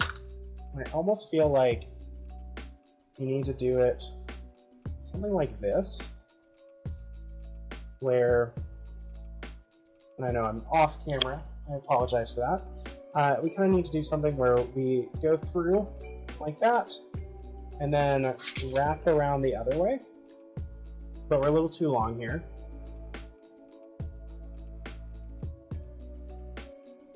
However, that could be adjusted. If we did that well, we would want that to be roughly tight. Where this loop doesn't exist, this excess doesn't exist, and we can just tighten this to whatever length we want it to be. So it would just kind of stack on itself a little bit. What I'm seeing is this length needs to be a fair bit shorter for that. And this length over here, the tail end, probably needs to be longer. But before we get to that, I want to see how it kind of feels for being a set of cuffs. So right now, we would probably want to go through like this. And I lost my music again. There we go. We want to go through like this, create a loop like that for one end, and then across like this to create our loop for the other end. Okay. Thanks for hanging out. We'll see you in a little bit. So this would be kind of our infinity loop cuff. Generally, that should work. Again, we are looking. It looks like this length right here. Our buckle side is just too long.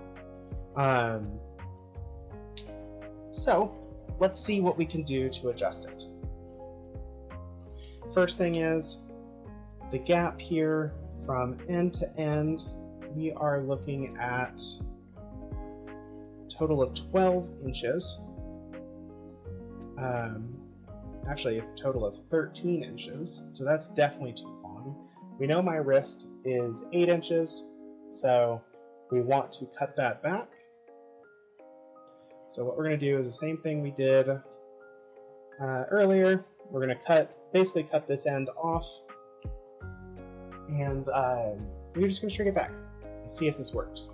We're basically just trying to make something work right now, and then we can kind of iterate on it once we have a working prototype and see what we can do to improve it or change it or make it our own. Take that off. Now, if I want my final length to be 8 inches, which would be a good big day, which would be a good length here. We want to sit right about 8 inches. where these silver lines are. So we are just going to fold that back, find our center again. Should mark it on this side too.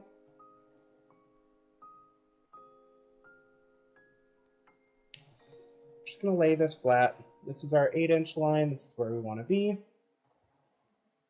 So we are going to we're going to mark new holes here to work with.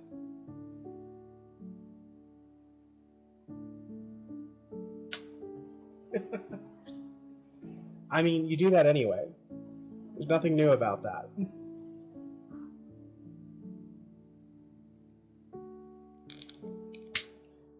All right. Cut these real fast.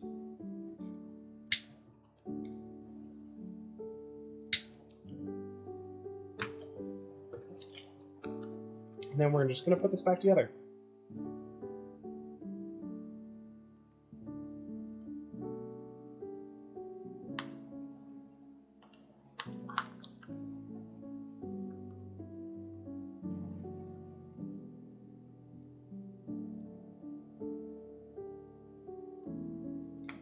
Go.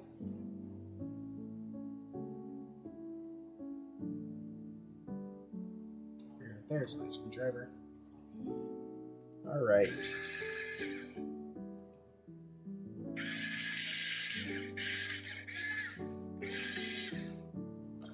Get this to seat properly. You'll notice I didn't actually cut anything, because the goal here is mostly just to see if that change is working before we make anything permanent.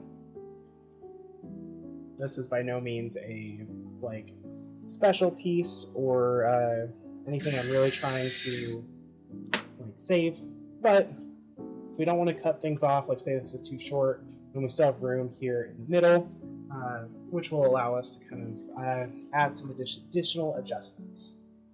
So let's say we know about 2 is pretty good here.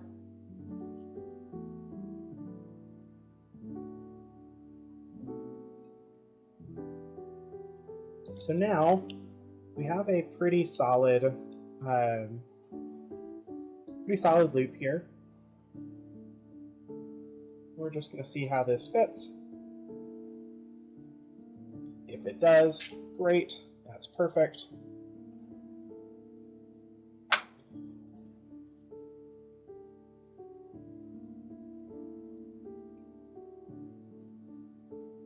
And up through there.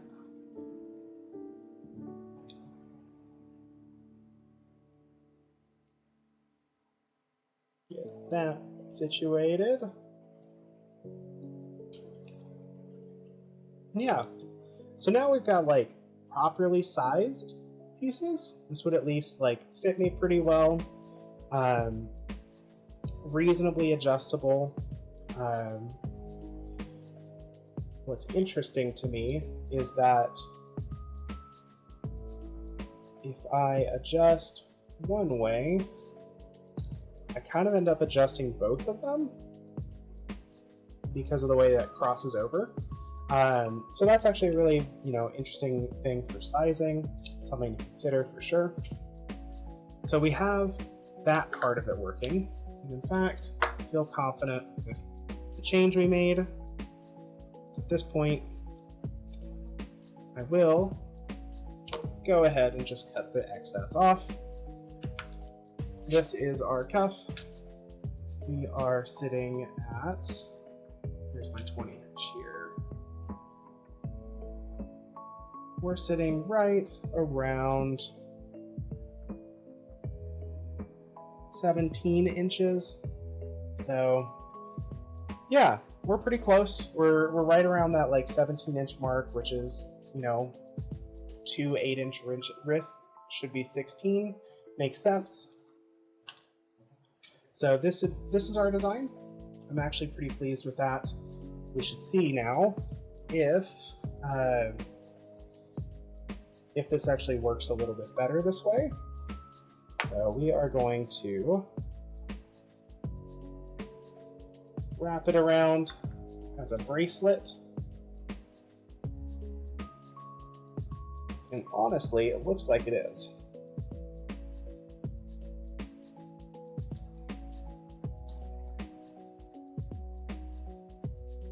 So yeah, now we have a working bracelet. Now, is it rough? Is it kind of messy? Absolutely. But it works. It actually sits pretty comfortably, and while it still would be, I mean, a chunky bracelet, it's not thicker. Like, it's not a chunky in the sense that it's like our wide bracelets. Yeah, so this is kind of a cool setup. Now, the real question is, how do we kind of make it our own? This is, I mean, I don't have one of these. I've never bought one. I'm just going based off of like images and the way they've been described to me. So this could be exact as a similar design as someone else, or it could be completely unique. But this is the layout we have. And I want to see how we can make it better. What can we do to make it more? More what? I don't know. But we're going to figure that out. So the first thing I'm going to do is just ask y'all, what do you think we could do? If anyone wants to input any ideas. Thank you. I'm glad it's cute. I like it. Hi, Star. You're 27% burb. Good reminder to check everyone's burb levels. See if you need more burb in your life.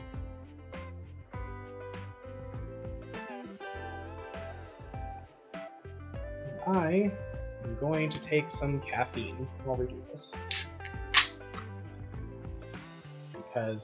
So there's a new Mountain Dew flavor out that's 0 sugar, and I really like it. It's actually a really nice tasting drink.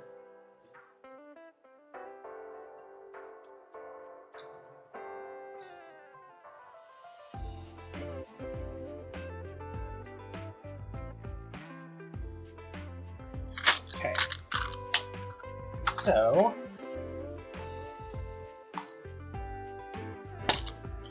one of the changes that I had thought about is using a ring instead of a square buckle. A&W root beer 0, no caffeine and no sugar. That's interesting. I don't like it's good if you're trying to avoid those things. At that point though, what's the point? Like, I want my caffeine at least.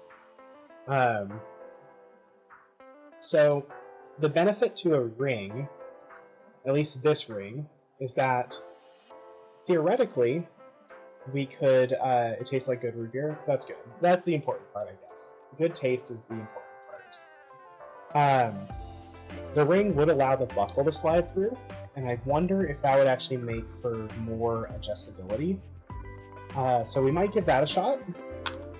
Just see how it works.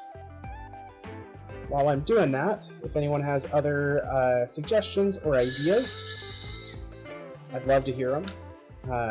Or questions. Hell, ask a bird anything.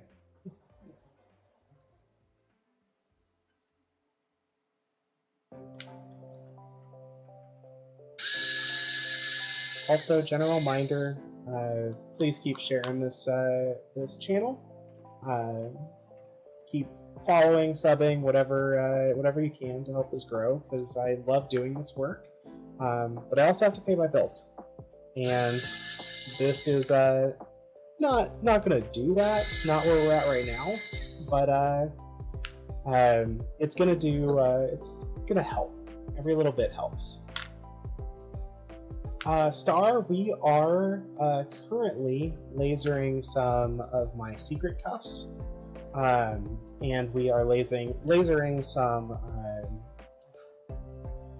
boot charms, just because we had some spare space. So we're gonna doing that. I think we've got about 16 minutes left on the lasering process. we're doing it out of the same navy leather that I have right now, which usually takes a few more passes because it's thick and dark, and lasers, that matters when you're lasering. If it's a darker material or a really thick material, unless your laser is more powerful than the one I have, you may need to do multiple passes, and so that's going to be something that we're doing right now. I think each line is getting passed through like 5 times. So it's going to work really well, or it's going to come out a charred mess. Either way, we're all going to find out. Mini Golf, you are not very burb. It's okay though, you're not the lowest burb content here tonight. Sorka got 0% burb earlier. So be glad, you're still not the lowest. And we still haven't gotten 100% burb. Someone's got to get it at some point.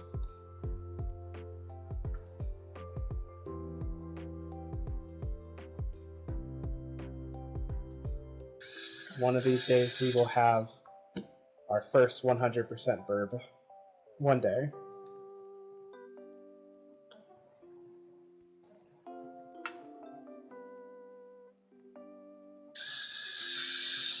Speaking of burb. Bird up! Bird up! Take a drink of my Mountain Dew here. Get a bird up.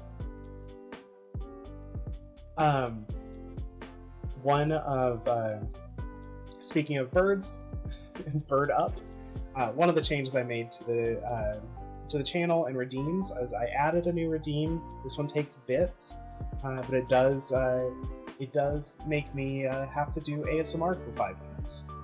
I don't know how to do ASMR, but we're going to learn together if we ever get that redeemed. The other one is if you do the chat command, what we doing, or what we doing. So exclamation mark, what we doing. That'll tell the burb. The burb will tell you what we're working on right now. And I just added some nice chirping noises to that too. So always fun to play, and you can also see what we're working on in case I'm not paying attention and constantly saying it like I have been. Alright, so here's our ring. So this is a slightly different design. I think it's actually going to work pretty well. The reason I think this is because when we do this loop this way, we now have a lot of freedom where our buckle can go through our loop. I don't know if that's going to be necessary, but I do like the adjustability here. It does mean that you could cuff to something much smaller, like a pipe or something, and just or an anchor point, and kind of tighten things up. But that's one way to do it. We are going to see. I'm try wearing it as a bracelet again. See how we're looking there. Because the thing I am concerned about is how does that look? Is it significantly thicker and less, less appealing because of that?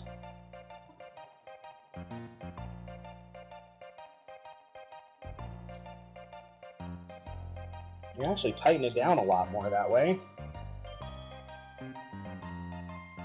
Not sure I like how this sits on me. This buckle sitting over the ring here is not as nice. I could always loosen it, and that would help.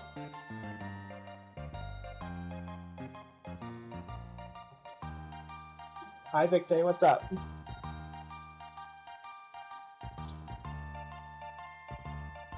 Loosen that a little bit. That might help.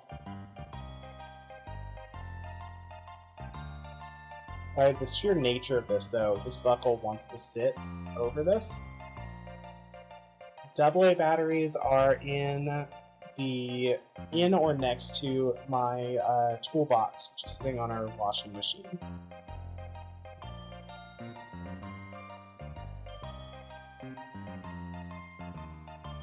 Let's see.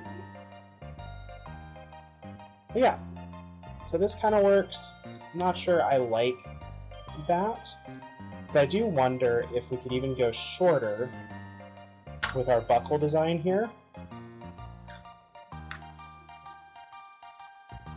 Because it can fit through, like, I wonder if we could go shorter. We might have to cut a new one of these to go longer. AA batteries are a lie. But I wonder if that would work. I think ultimately I want to try to see about shifting our ring for closer to our buckle, because I think it might function a little bit better. So I think what I'm going to do is we're going to cut a little bit more leather here. We're going to make this significantly shorter, so this buckle side shorter, and we're going to, by extension, lengthen our strap side to offset that. Consequently, I might actually just be able to reuse the portion that I cut off for the short side, which would let us to do a quick proof of concept before we actually even cut anything.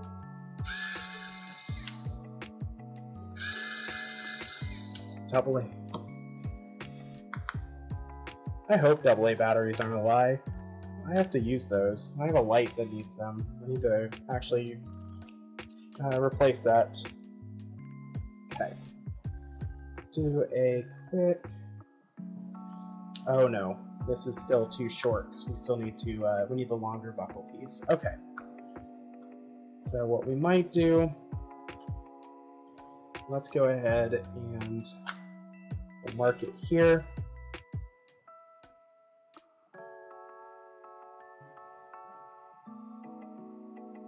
And I am pretty arbitrarily marking all of this. I really should be a little more...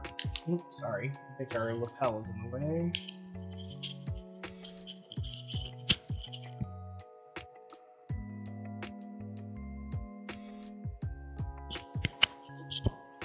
There, that should be a little bit better. I should be measuring this a little bit more to make sure that we are on our proper markings here. So this is 33, or if we truly go back to where it'll sit, we probably want to be at 34.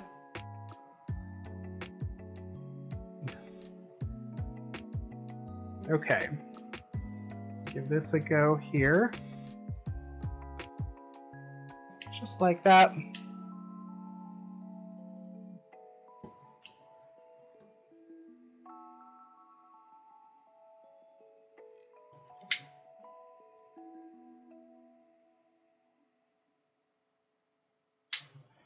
Here we are.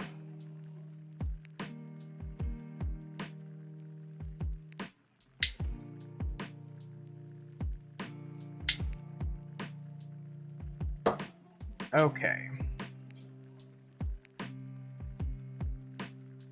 Cut that down just a little bit. So now we have a very, very short piece.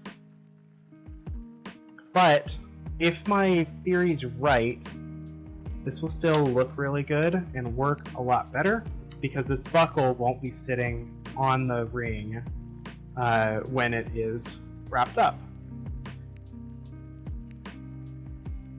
I have Grace's Aw. Grace is a lovely cat, and I'm glad I am interesting her.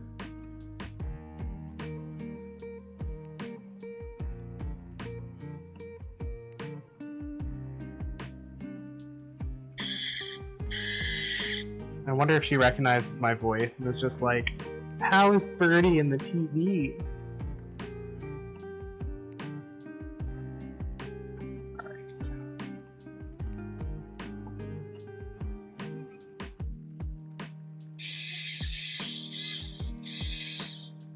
Just a little bit more here. Come on, seat for me. There we go. Okay. So, we're going to wear this just as a bracelet first because I really just want to see if this works, and I think it will. I think that's gonna work. We definitely need to make this longer, because I can't even wrap this all the way around my wrist, which means it's not gonna function like we want it to. So we are going to bring back, measure out, and make some more cuts with our leather here. Cut a new strip and make a longer one of these to offset. So right now we are sitting at 30, 44, so this is 14 inches total. Remember, we want to be sitting at about 17 inches on this largest size. So we are going to do a quick cut there. I'm going to switch y'all over to our laser here.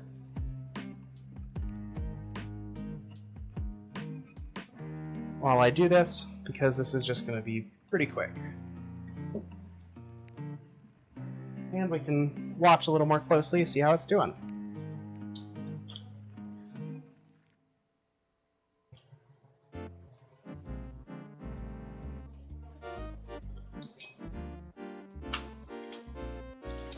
All right, let's get some stuff out of the way here. Bring our leather back up.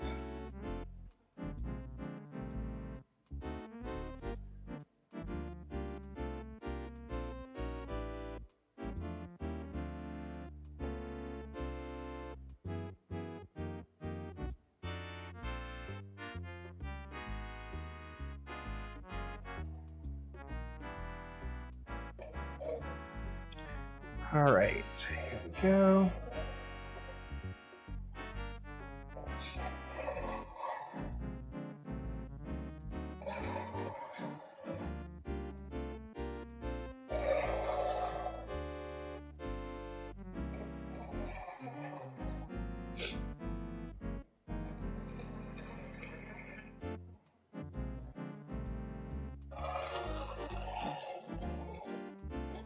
There we go.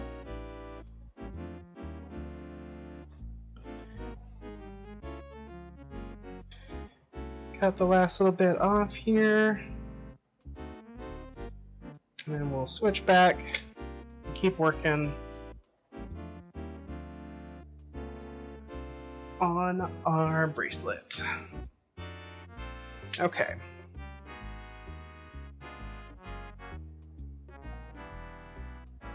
Switch that back over.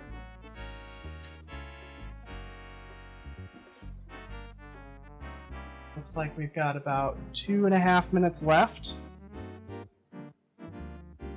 on our laser cut, so we're nearly done. So we want 16. Right now we're at 13 on our 14 on our longest piece. So we want to be 15, 16. We want to be about here.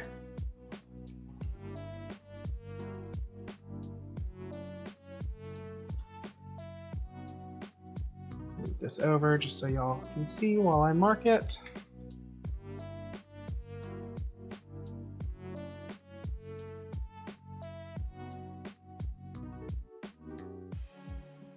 Go. We're just going to get these marked up. And we're going to kind of make sure we have everything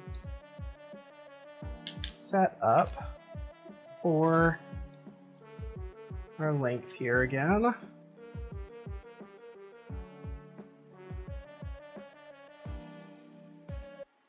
So this is our fold line right here, which means we want to cut right there. We'll fold right here.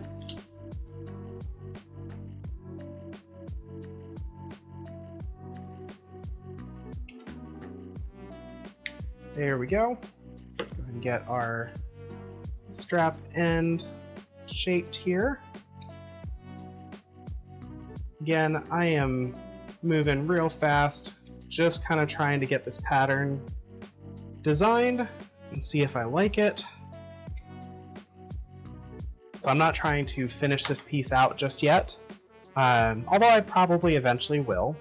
Right now I just want to see if I can get it put together, see how it looks, see how it works, and see if there's any other changes we need to make.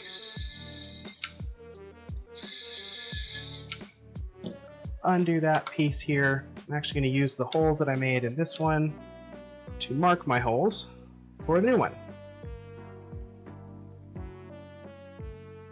Just like that.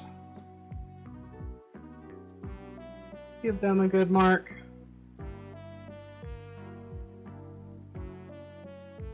There we go. And we're just gonna punch them out.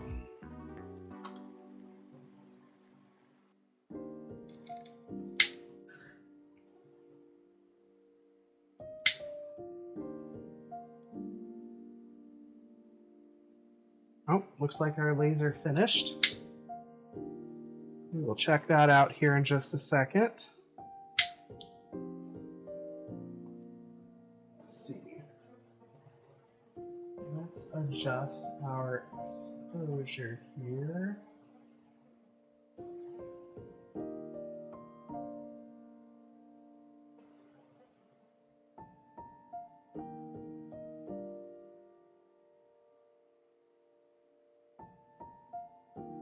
There we go. And we will take a closer look at those here in just a minute. First, though, I want to get these cut out.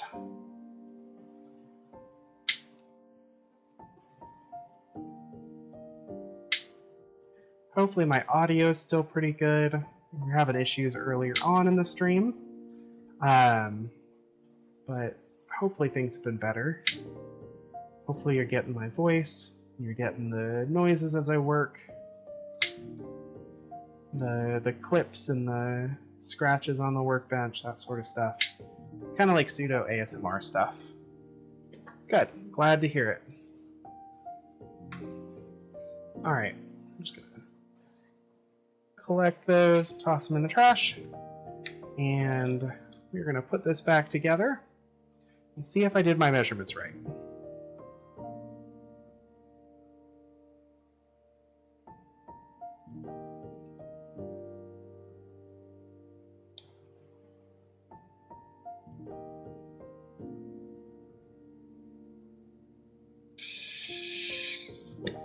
Go.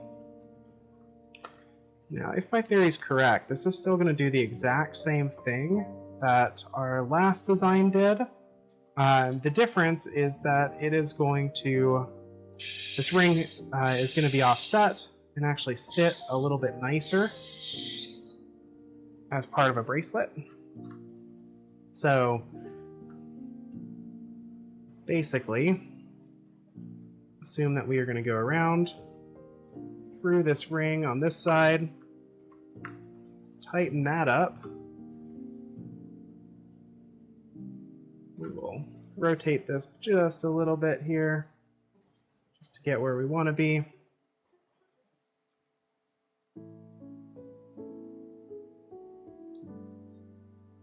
Aha, we're there. That sits so much better on the wrist.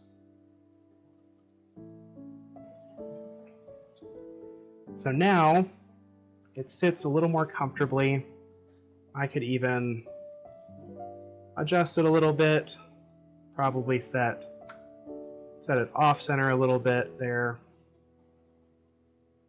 And then just get it nice and situated.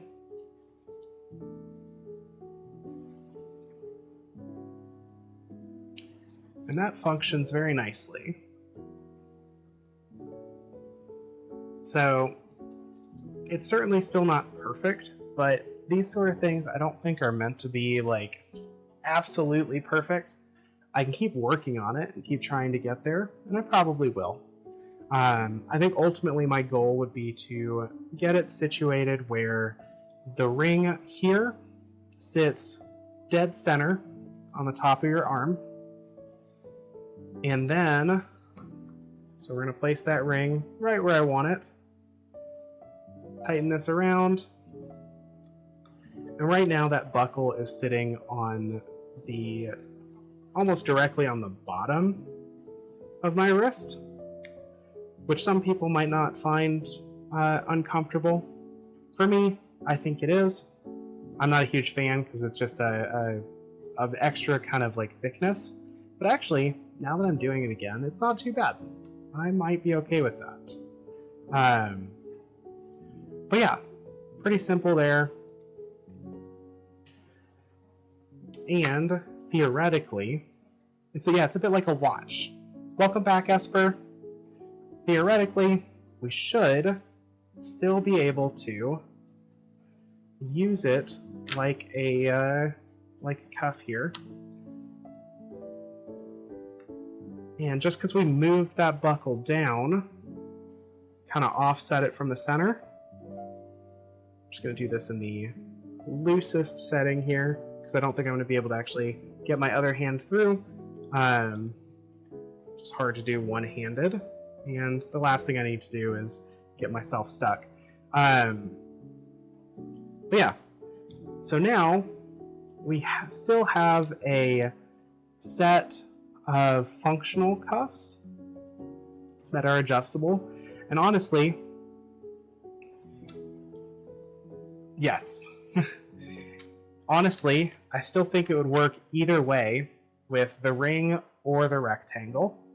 And I think it would work pretty well both. Like, not both, but like either option. It's just a matter of, I think preference. The ring's slightly bigger, but it may just be a nicer design. It definitely looks more watch-like from afar because of the round face. The rectangle would be slightly thinner, but I think it could also be a nice look, a little more streamlined, if you will. So we will place that real fast, just make sure it still works. Mostly because I just want to see which one I prefer. But I could easily see going with either one and it being like a nice piece to have. So far, the only thing I don't like about the rectangle here is that it just feels like this rectangle feels like the interior is just a little bit too big. Also, again, music. You have stopped like 17 times today. There we go. It's definitely a little bit wide here, so not my favorite, but I can always get a different set of rings.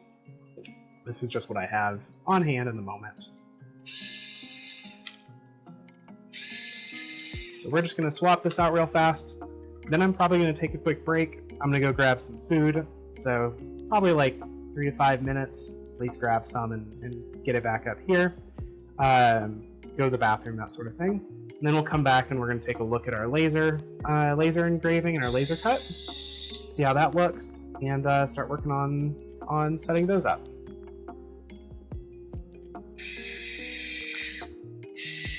Okay, so this is set back up with the rectangle. One thing to note is that we are going to be slightly shorter. So we're at 30 inches, so starting at 30, so that's our 0, 10. So we're looking at 16 inches on the dot from our longest or our widest set. So this will naturally sit a little bit tighter for me. Again, I have big wrists, so but this should be nice because it should be a little more streamlined or a little like thinner viewing.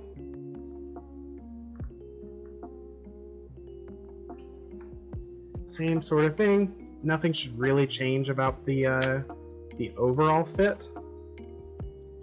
Like where everything sits and lays comfortably, because we really didn't change anything but the ring itself. And that's just going to be some minor length change. So I'm going to pull this a little bit tighter for me because it's just barely fits for the sizing. But I mean, it looks pretty good. Like, the rectangle looks really nice. I can see why people would want to use this. It sits comfortably. Honestly, this is a really nice piece. Again, I'd want to find a way to better make it a something that's my own. Kind of give it that birdie flair, if you will. But I think this is a really solid, solid element. I like that. All right, we're gonna take a quick break. Let y'all see the beautiful like taking a break slide stuff that I put together. We're gonna be back in like 3 to 5 minutes.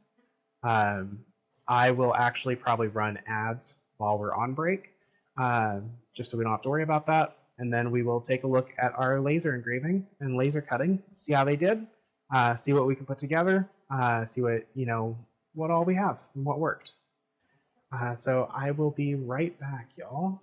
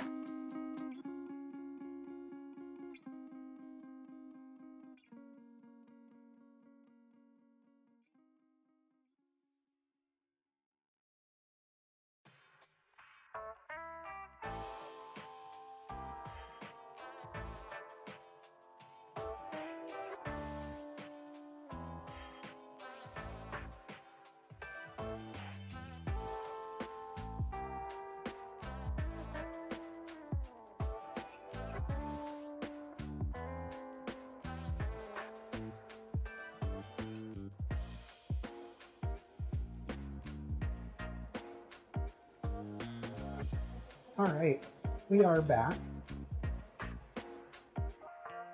This chili is delicious. I'm going to try not to eat on stream, but it's good. It's really good stuff.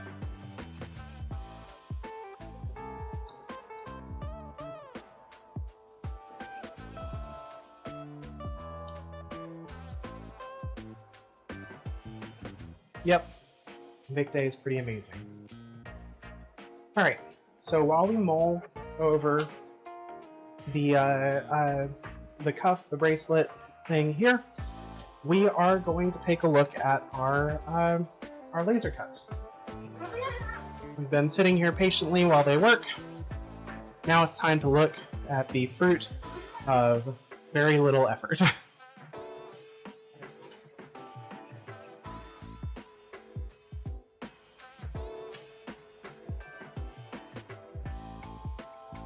Okay. So, we have some problems here. This is not great. It looks like something bumped during our engraving, because you can see our lines, we've gotten off-centered, and while we cut through everything, everything seems to have done like the engraving really well. Unfortunately, this plate must have shifted in the midst of our laser cut. This happens from time to time. I was probably working a little too fast. There are pieces that we can salvage, namely several of our longer straps here are salvageable. Some of these boot charms are as well. These three down here, this one, and probably this one here. Unfortunately, everything else is a little too cut. It's an unfortunate fact of laser engraving. Like I said, this is why we used a cheaper leather, one that I wasn't too concerned about this. This is also a good way for me to test and make sure that all of my stuff is set up. And we know now I've still got some adjustments to do. So what we'll probably end up doing here is we will throw another sheet on, and we will give this a go again. We will see about salvaging the few pieces that we can here in just a minute. But I have a couple of these sheets ready for just this purpose. This is why I did this. And we are going to give this a go again.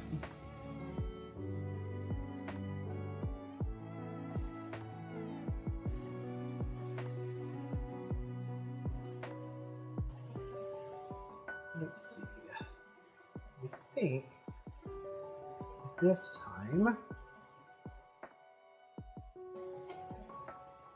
we are going to do a partial sheet, and we are going to get rid of about half of what we had.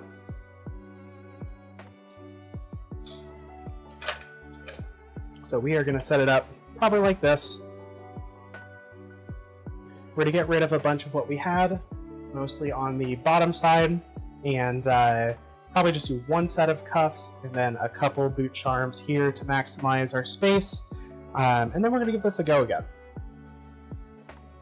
Because for the most part, our cuts and our engravings, everything looks good. Like, it's the settings that I want.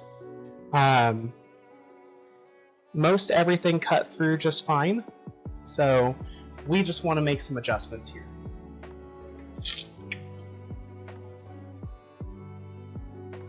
Other adjustment I can make is trying to set up some better lighting. Actually, we should be fine. So we are going to switch over to our design again.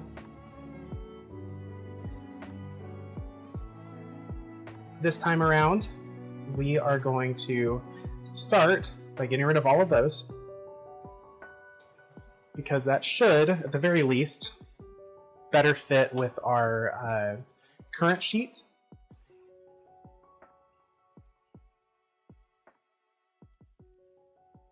We're going to take our current sheet here, and we are going to, let's see, we're gonna take our sheet and we are going to tape this down. This is something I didn't do at our last time. I don't think it had anything to do with the shifting of the cut, but gosh, I don't think it had anything to do with the shifting of our cut, but I do want to make sure that we are addressing it and not making any possible mistakes.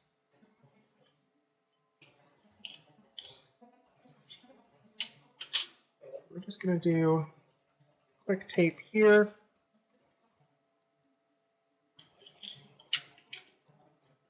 Quick tape here. And then we'll do one at the bottom right here, just to help hold things together. And this is just standard Scotch tape. We're not looking to get a really, really good seal here. We just want it to hold steady. Here we are. Okay. Now, using our design software here, we are going to frame it out again and make sure that we're only cutting on the leather and that we're in the right frame and not bumping into anything. And I see a potential issue already, but we can adjust that here in a moment.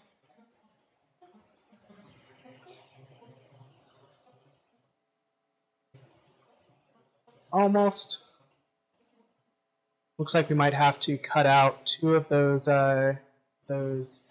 boot charms. But what I'm going to do to start is flip it around. The reason I'm doing that is because our gosh, my music is just not working with me today. There we go. The reason we're doing that is because there's a little overlap, and I want to make sure that we don't have a chance where the extra leather that's sticking out past my print sheet is not hitting the front of the enclosure. I'm not sure if I can show that very well, but I'm gonna try. So let's see here. I'm gonna move that a little bit so you can see kind of the edge of the bed as we frame this again.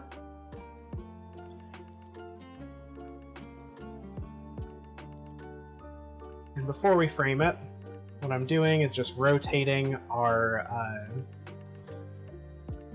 design in the design software so that it is facing the other direction and matching the leather more effectively. So we're going to frame that again.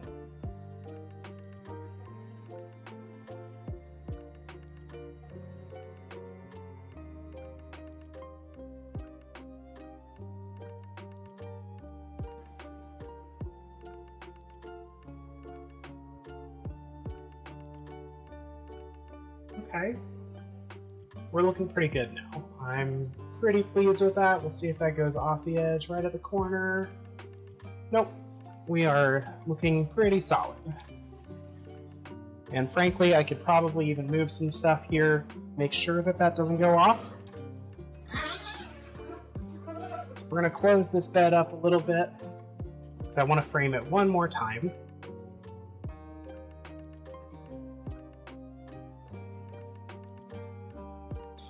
I am going to add some of our boot charms back in because we do actually have some excess space.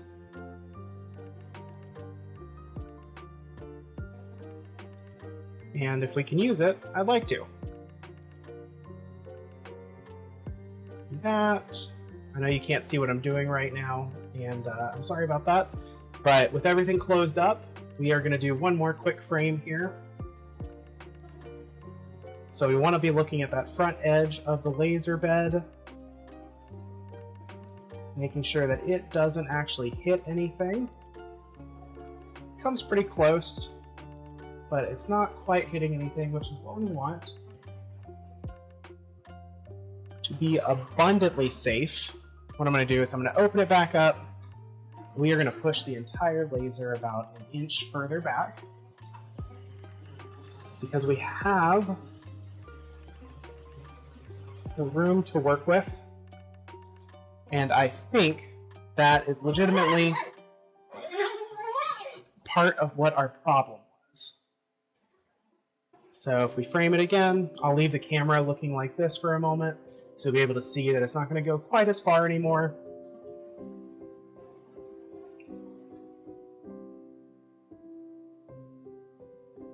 Yep, so now we have plenty of clearance here.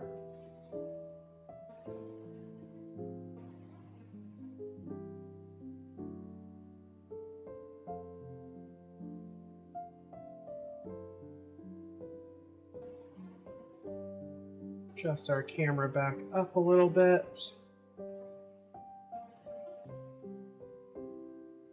Hi, Matcha. How are you doing?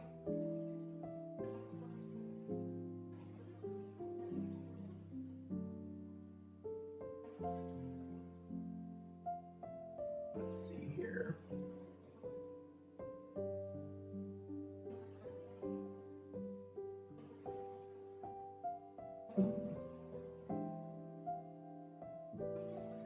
Naps are always good. We are playing with a laser.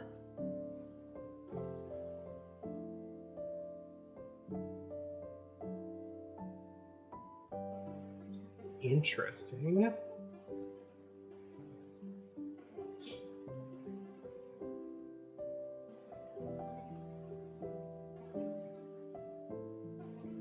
All right, let's see here. There we go.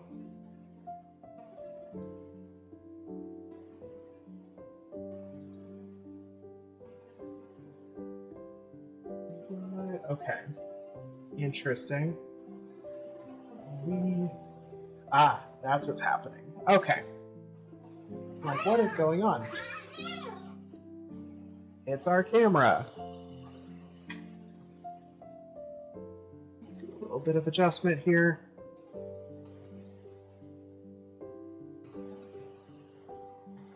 So bear with me. This is the fun part about doing new technology. Let's see here.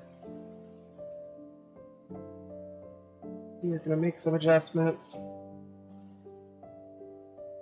and then adjust our camera heavily.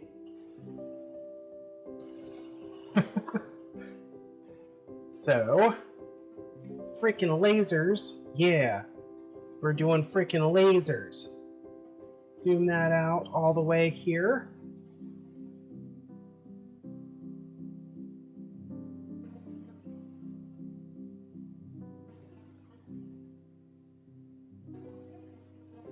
This is a funky angle. I love it. I'm going to try to straighten that up a little bit.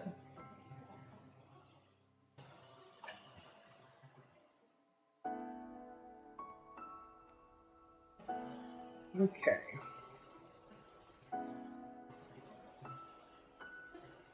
Let's see here. I think it might actually work. I am going to take us off so you don't see shaky cam this whole time.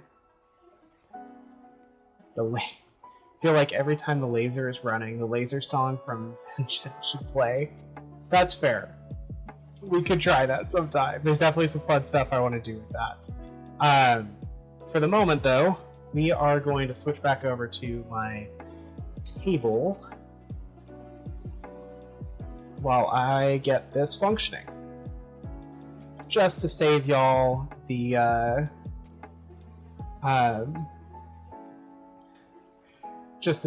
shaky cam portion.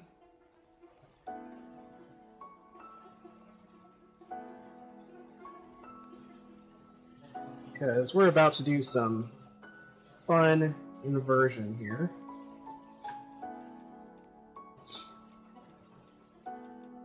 Which I think is going to work better and look nicer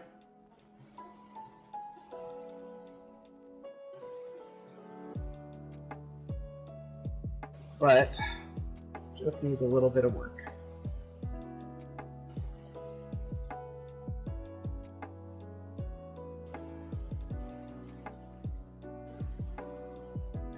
Okay, how's that looking?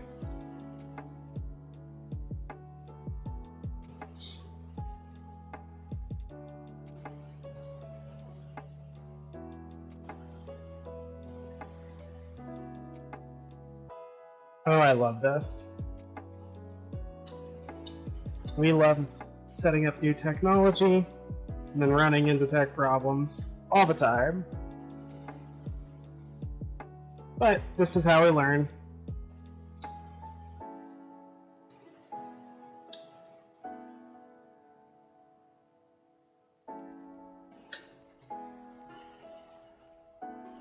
There we go. I think I just about got it, y'all. Definitely need to do some adjusting here for camera angles, but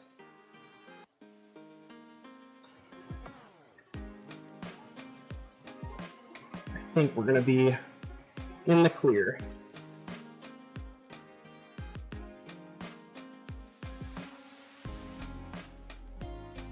There. That should theoretically be better.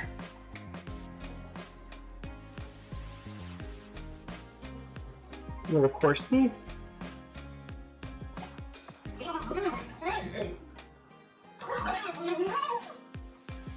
But we should be looking nicer now. Okay. A little bit of adjustment here for the laser itself.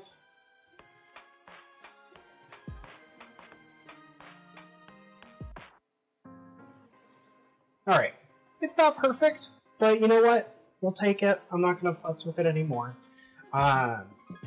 We are going to do one more quick frame here.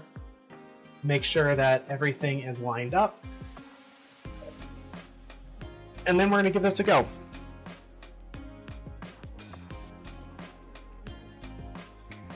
This will be another 49-minute cut. The engravings really do it. But they look good in the end, so I think they're generally worth it. All right, I think we're doing good there. I think we're gonna send it. We're gonna go. So let's give it a start. Who's ready for Laser Time Part 2?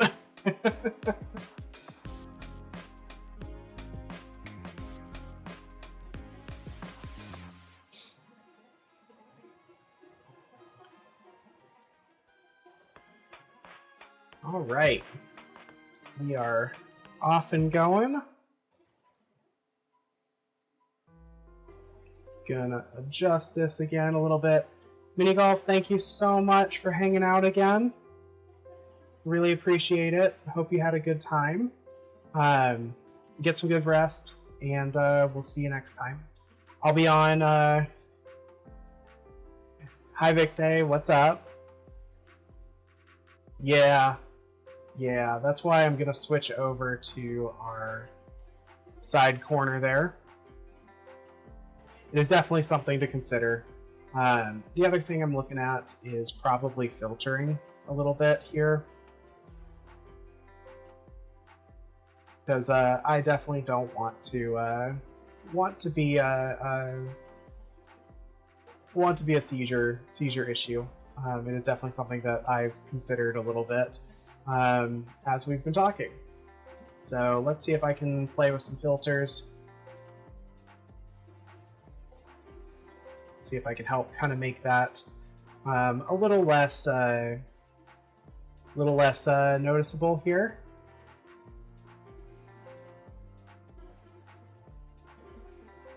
Let's see.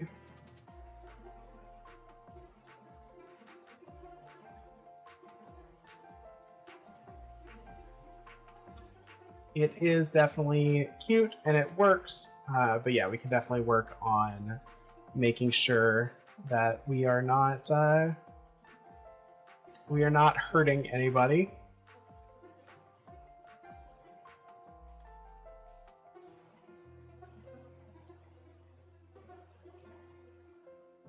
Let's see. Should be able to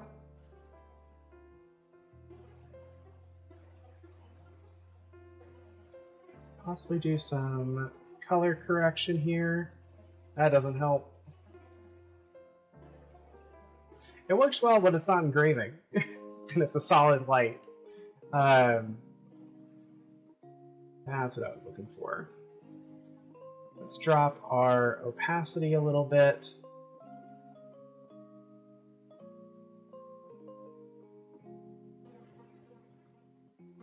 Maybe not quite that much, but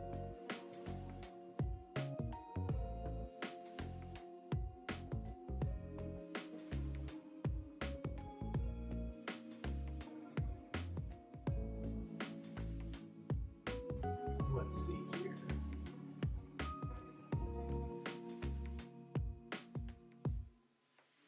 Drop our gamma a little bit.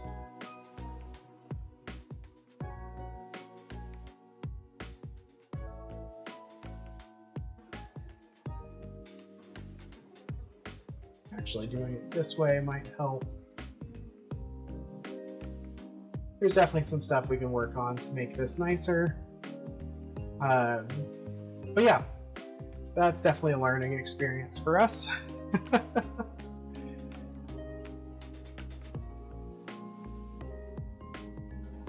Okay, with that in mind, and with us working on some other stuff, let's go back to our tabletop here, get some of this cleaned off, see what we can accomplish. Ooh, yeah, bats would be a good design. I think that would work really well with the market.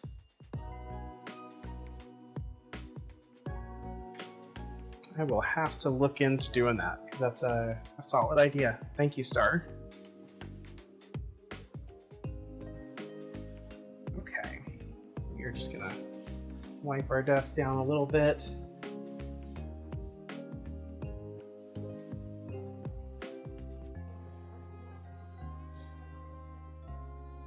Bats are great, as is Halloween. Agreed, Matcha. How's this, by the way, for the laser? Is this better, being like picture-in-picture and then like adjusting some of our gamma and saturation and whatnot?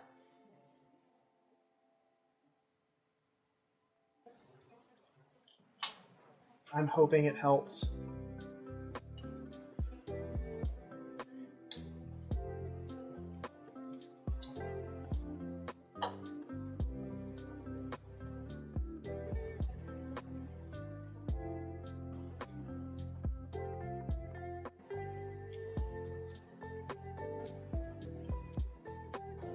The other thing I can do is probably flood the laser enclosure with light. Ooh, some black and red cuffs. Yeah, that's not a bad idea, actually. The day cuffs, the ones that are mostly just like for show, be a good option. Let's see here.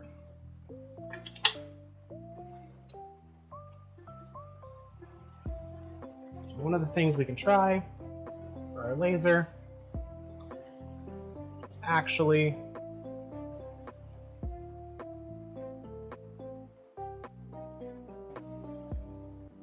flooding the space with a little more light, which might actually help a little bit. Yeah, I think adding light, so I'm going to add a secondary light source to the laser. I already have it, I just need to set it up. And that should actually help it be a little less blinding. A little less seizure-inducing. I definitely don't want to do that to anybody.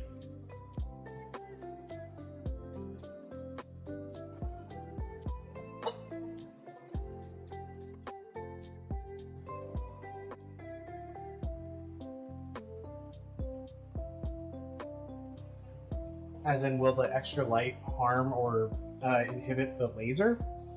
It does not. It impacts the exposure of the lens, but that's something I can adjust for.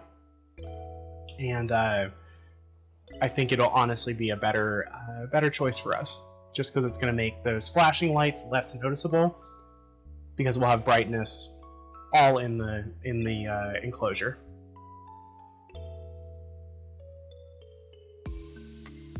Okay, so let's go back to this. We're going to go back to our cuff here. I think we're pretty good. Obviously, there's more that I can do. I can definitely... I'll be honest, I don't know what I can do. I don't know what's going to be a good addition to this. It's one of those pieces that is like, I've seen people make these before, or not make them, but I've seen people wear them. I know they're made, and I want to kind of make it unique and make it my own. I just don't know what to do that yet. I mean, obviously, I'll stamp my maker's mark on it at the end, but I do want it to be, like, mine. You know, I want it to have, like, my own design. And so I'm just trying to figure out how to do that.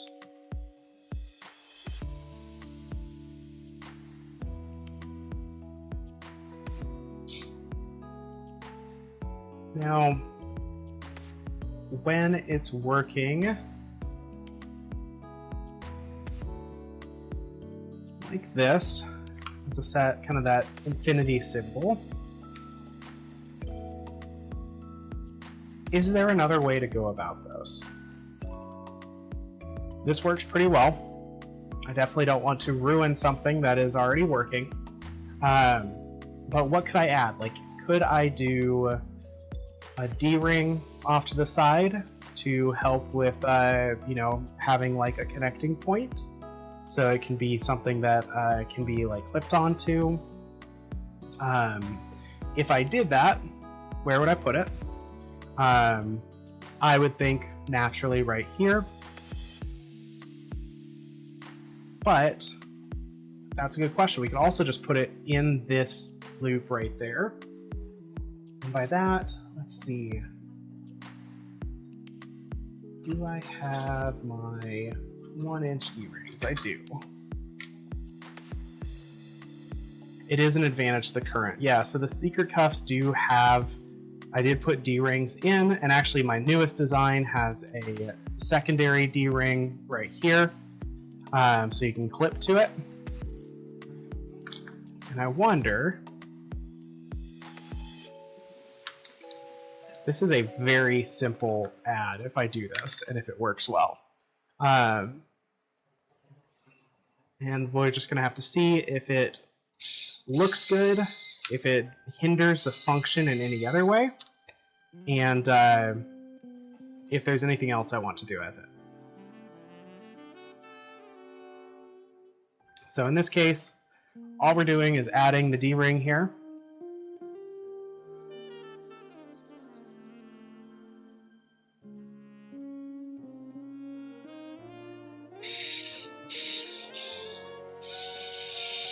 Just like that.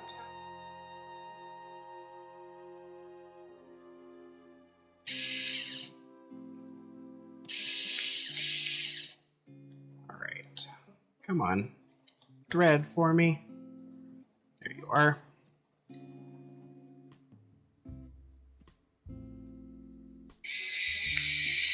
All right, so here's the added D-ring. This will have the benefit of being a tail holder while it's in its regular bracelet form. So if we feed it through like we normally would, just like that, it's probably not going to do anything this time because this one just barely fits my wrist. Just like so, especially with the rectangular ring on it. But when it's functional, and if this tail was longer for someone with smaller wrists or for a different size, this would actually help hold that down. And it's also going to serve as a, honestly, it could serve as a single cuff, because this is still pretty secure like this.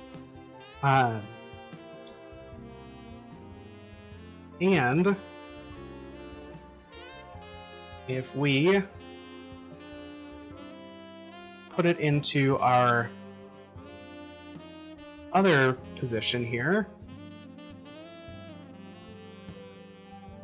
just like so, now we have a anchor point to work with that should control both wrists pretty well. So the D-ring's a natural add. I think this makes a lot of sense. Honestly, this is an easy one. I would definitely keep this. Let's see, just to double check here. Should be fine. But yeah, because that'll sit right in the middle, which is super nice. Still has room for that other wrist there. So that's an easy one. I've not seen that on any of these. That's simple. The trick is it too simple in the sense of like it's not really a like design change? You just added a piece on, but that might be the way to go. The other thing I could do that I was thinking about is I could effectively try to double this leather here. So picture this as one piece. It loops around your D-ring here. And instead of having any hardware, it would just be stitched on. So I would basically just go down the lines with the sewing machine and stitch it. It would make for a thicker strap here. I don't think that's necessarily a bad thing. It's just going to use more leather. It could be really nice. The other thing I could do then as well would be to take this back here, and all I would really do is I would just lengthen the tail of this to meet up with this piece, just so it's finished leather on both sides, which might be a good just like quality thing. It'd be absolute pain in the ass to sew. I would probably have to hand stitch this side right here. But this side I could definitely machine stitch. So that might be something to consider. The question is, would slightly thicker leather be a detriment or a benefit to this? And I'm not 100% sure.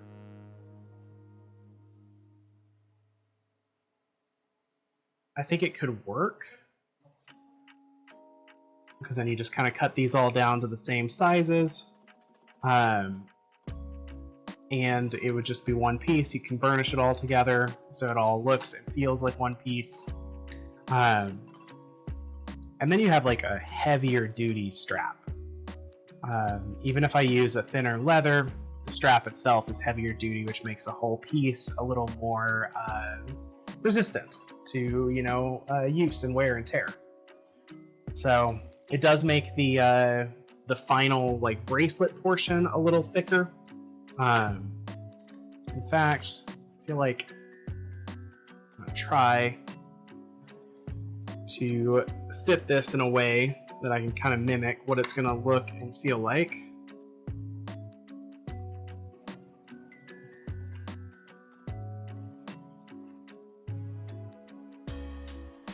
So it would be a little bit thicker. That's probably okay.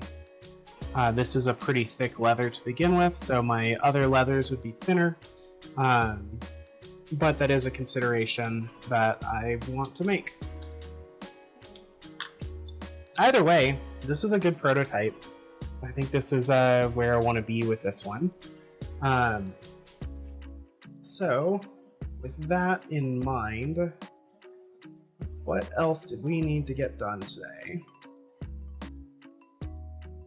Our chokers. Yes, they have been dry for a long time now. We should assemble those.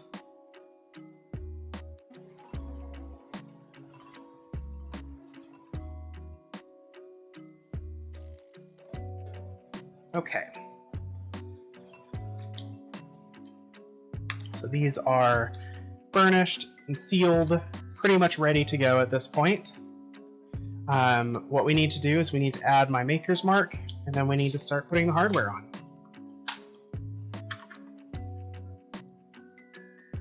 We are going to grab our press here, not hit the camera as we go.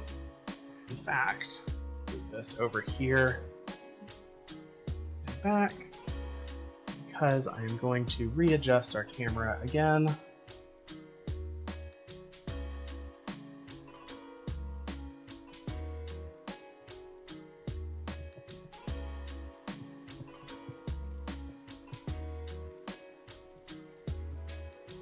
There we go. That, get this back into place here. Make sure we can still see okay.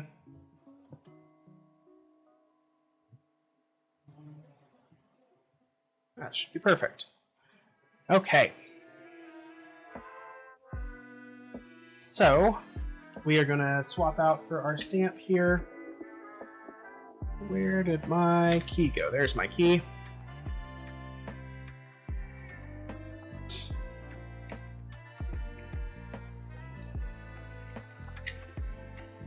So here's a question I have for everybody while we get this started. What would everybody like to see? If you could have one thing made out of leather, what would you want?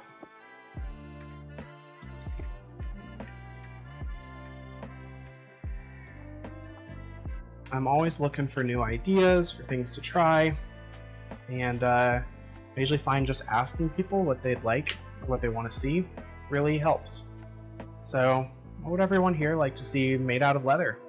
What future projects could I look at, maybe do, or try? I know there's definitely some like cosplay and some LARPing stuff that I want to try. Girl, you do need a pirate coat. I am not sure I'm anywhere near making a truly like leather pirate coat. That is a level of fabric crafting that I am not skilled in.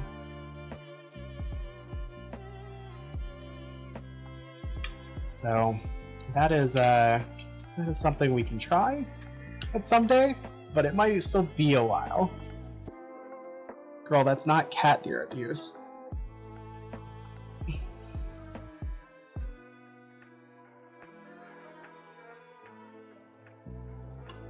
I would love to get to a point where I can actually make stuff like jackets and leather coats and stuff like that. 500 cigarettes out of leather. I mean, do they have to be real working cigarettes?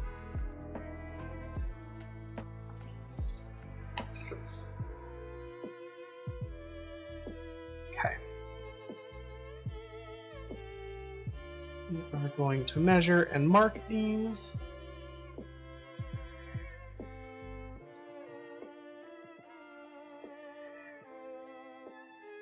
Once I find my ruler again, there it is.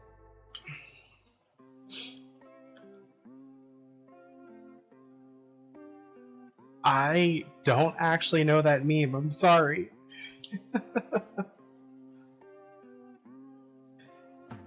I had a cursed upbringing. It's not my fault.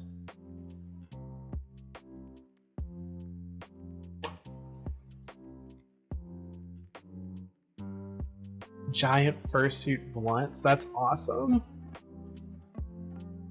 Alright. I'm gonna just mark out every inch or so on these.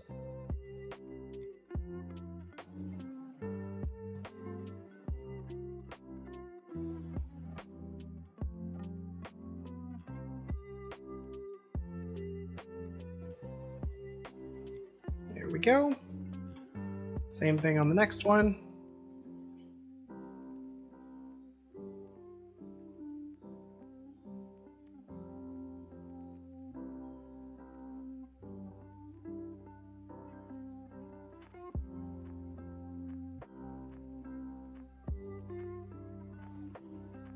There we go.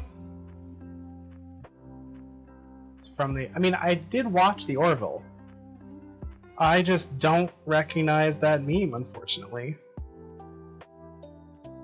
Oh, no, you know what? I do recognize that one. Holy smokes.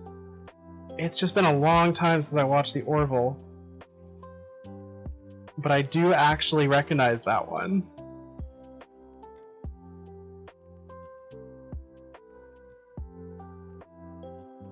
Okay, that's 3 of them.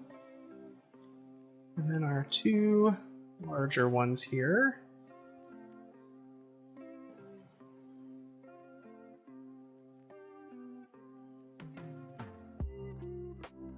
I realize I'm marking every inch, so I don't actually even need the ruler. I can just use the workbench measuring mat. Save myself a little bit of time and trouble, especially since I'm just marking out. Needs you to hydrate. Fair enough, I could definitely hydrate. I am almost out of my water too. So, cheers everybody. Make sure to drink some water yourself.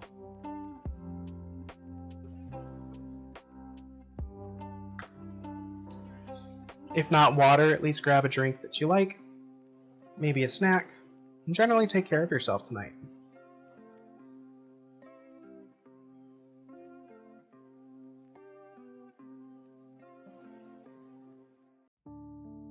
Alright, this is so much faster. I don't know why I tried to use a ruler earlier. This is so much easier.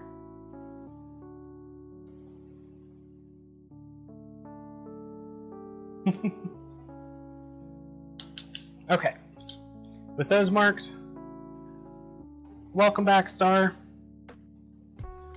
We are going to get our first Maker Mark stamps done. We just want to line these up real fast, make sure we're looking good all the way around. Oh, this needs to be a little bit lower. That is why.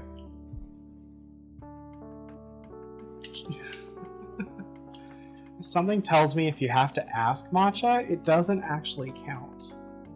Just saying.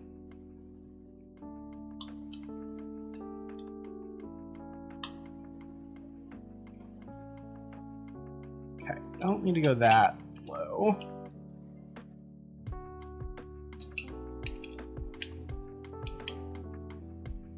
Probably about there. Should be plenty.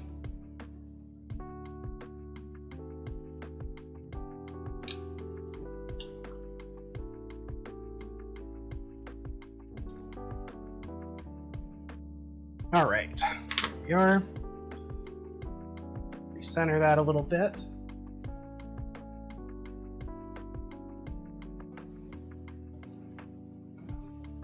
Get y'all a little bit closer here.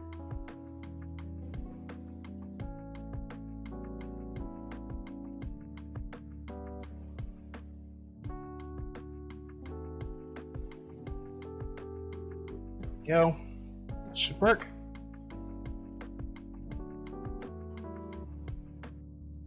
You sent me a photo. I will check it in just a second.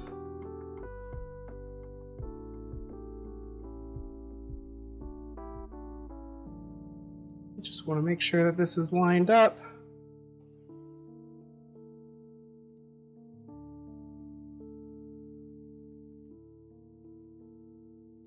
All right.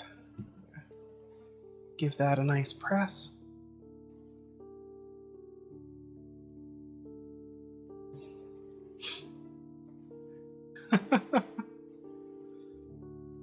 There we go. Pretty good for, come on, Light. Work with me. Nope. Oh well. Pretty good for a Maker's Mark. Ah. Alright.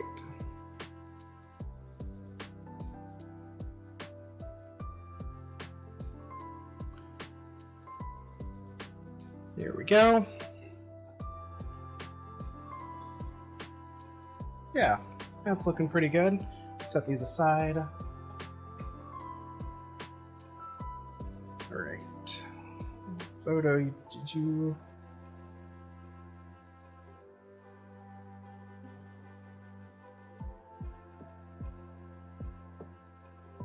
Let's see. You said you sent a photo. Where'd you send it, Star? The Song of Leggy.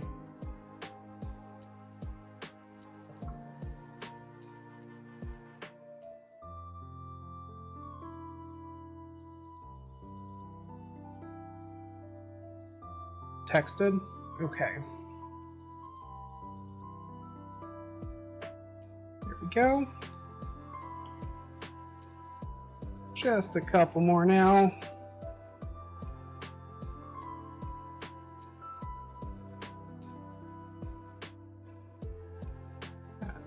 Good squeeze there.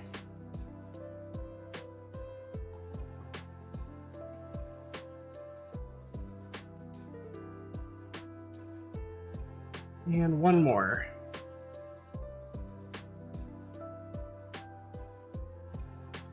There we go.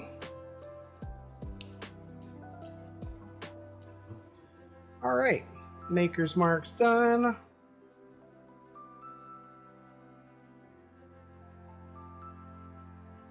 There we go. And now we can start doing the final assembly on these.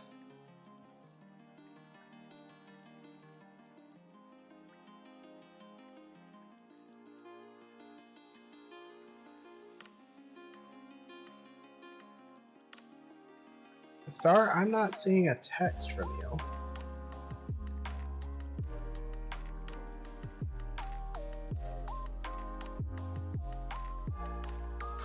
Maybe it just hasn't gone through yet. Okay. Now, for these, we should get our hardware back out.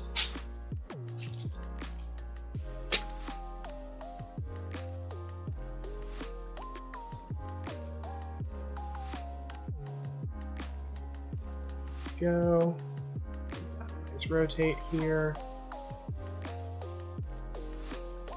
There we go. Yeah, it'll probably eventually send, but it definitely has not arrived.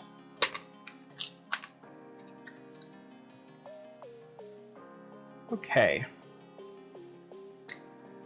So, we have our punk spikes and our studs that we can use here. Our rivets. Which is going to be what we do here.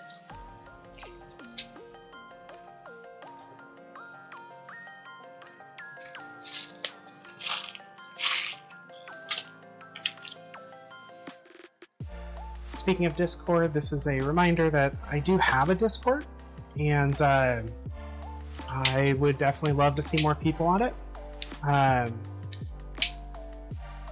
Obviously, if that's not your thing, don't worry about it. But I'm trying to build a community of people who love crafting and queer space and just kind of hanging out. And I want to be able to chat and stuff. It's also going to be where I generally update stuff about the streams I do pretty regularly. Talk to y'all about ideas for streams, and generally just try to make this stream and what I do as fun and entertaining for all of y'all as possible.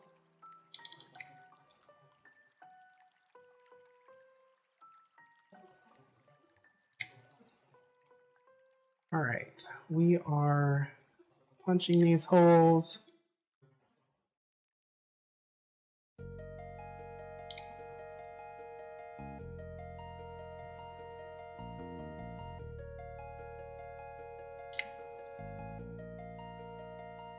We're probably going to go for about 30 more minutes or so. I'd like to see if I can get these done, and then see if we can see our laser finished product, at least the cuts for those. I think those will be fine. Those are going to be done in about 17 minutes, so I know we'll finish that. And we can take a look at them. Probably won't do assembly or anything tonight. They need to be burnished. But we can take a look at them, take a look at the boot charms, and, you know, see how the laser did. See if we actually had a successful one this time.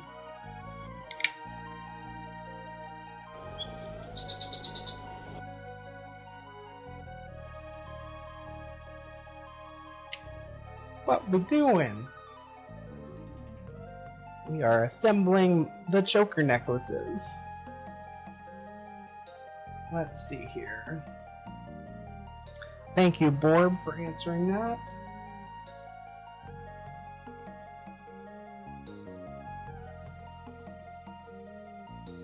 Aw, Star, that's a great photo.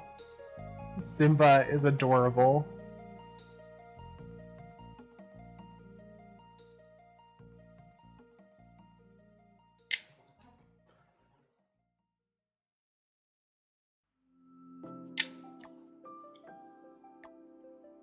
All right.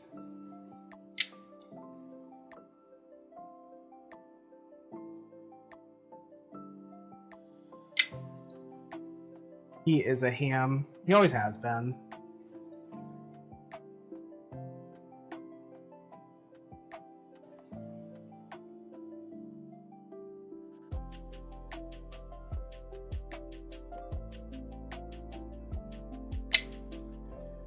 Let's see, one of the things that we could do, probably not tonight, but definitely want to continue. So I've been, on weekends, I do a gaming stream where I am playing a game of some kind just to change the pace, and also because it's like, hey, I work all week. I want to do something that's not related to leatherwork for a little while. And that's a great way to do that. So I'm going to keep doing that because they're fun.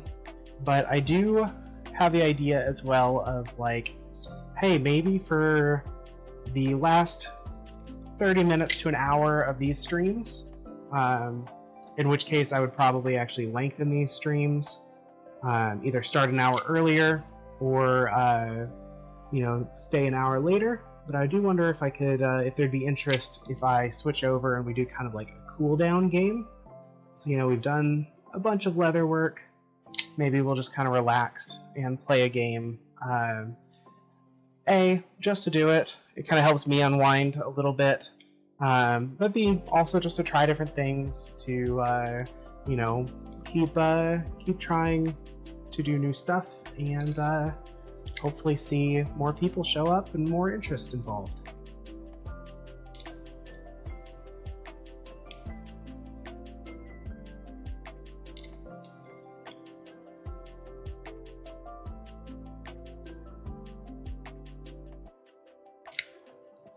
Also, if you haven't in a while, keep checking if your burb level has risen. We want burbs. Oh, and actually that's a good reminder too. There is currently an event going on, partially because it's my birthday, and partially because I just thought it'd be fun to kind of try something out. So we have several watch badges that can be used. Not quite my birthday yet, but next month, so June 13th. we have some watch badges where if people watch my stream enough, they'll get one, as well as if people subscribe, I think 2 times, so 2 months, they can earn another badge. And if we get enough of those, if we, if we're doing good and I see some real growth in that, I'm going to do an entire stream on, where I am wearing a corset the whole time. We will eliminate my ability to shrimp at all. We will straighten the shrimp out. You're right, I could play Final Fantasy. It's a real shame that I've never heard of it. I just don't know anything about Final Fantasy XIV. If only someone could tell me about it.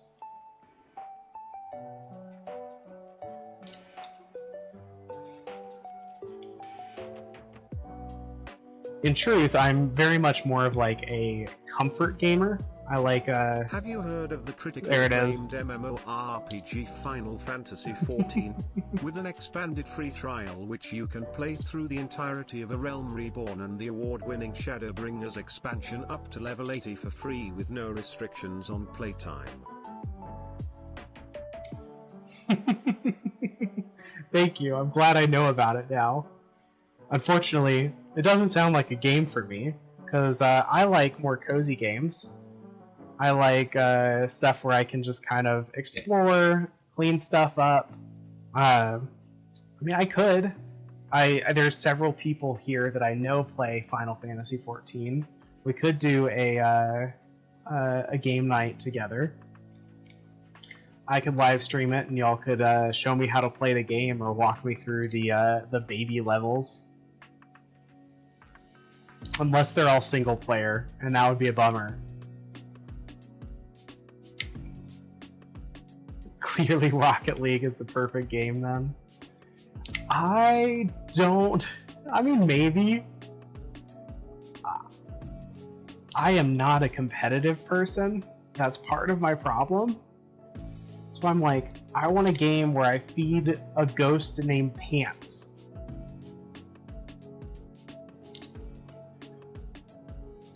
Or a game where I evolve a monstrosity in a roguelike scenario to try to become the best animal ever. There are 2 games that are on my radar right now. One is the Librarian, which is like a library cleanup sim where you have to put books back in order after, like, I think a fairy has come through and messed up the entire space. So it's like an arcane library.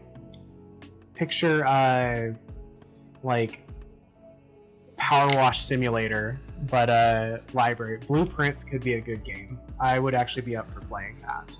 And then the other one is oh gosh, what is the other one called? Saturn, do you remember the other the van life, like, camping game that looked good? It's not RV There Yet. That is the Friend Slop camping game. This one seems like way more like chill and way more like, oh, this is puzzle solving and stuff. Jackbox Nights would be a lot of fun too. We could definitely do a Jackbox Night. I would need to get a few more people on stream, just because those work well when it's more than one person playing. I know we could do chat control, and chat could be a player, but we definitely want some people on voice call for that, I think. Let's see here. Wait, Birdie. Did someone mention the critically acclaimed MMORPG Final Fantasy XIV? With an expanded free trial which you can play through the entirety of A Realm Reborn and the award-winning Shadowbringers expansion up to level 80 for free with no restrictions on playtime. Oh my god. Y'all. Alright, that's 3. We need 4 more. 2, 3, 4. Okay. Yeah, you could either come by or we could do it online. I just we'd want to be mic'd up for that if we're gonna do it on stream. So definitely an option though. I would be up for it. Where did I put my pliers? Has anybody here seen my pliers?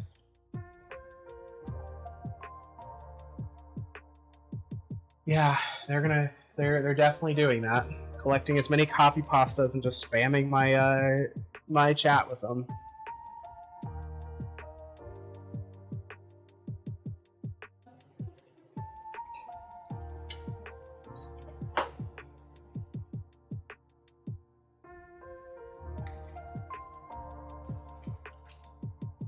Oh, they're over there. Thank you.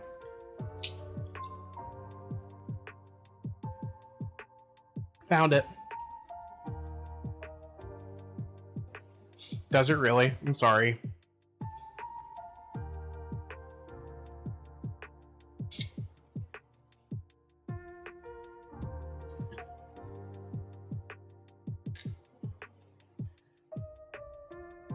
Saturn, have a lovely night.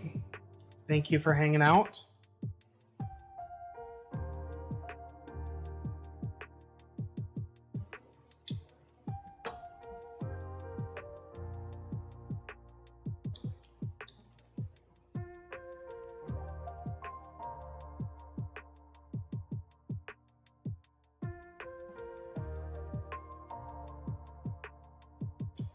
All right, making some good progress here.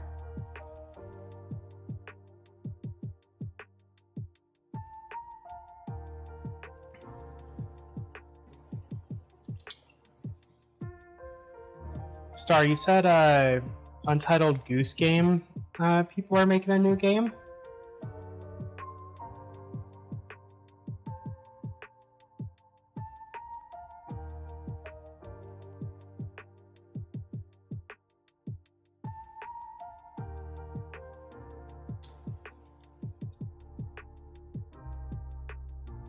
Big Walk. What is it about?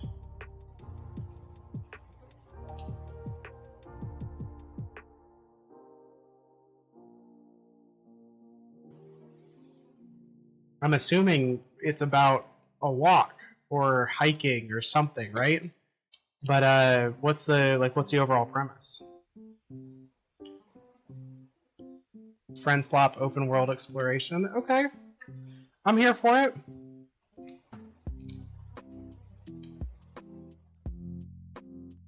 Nice. Proximity mics, puzzles and challenges. Okay.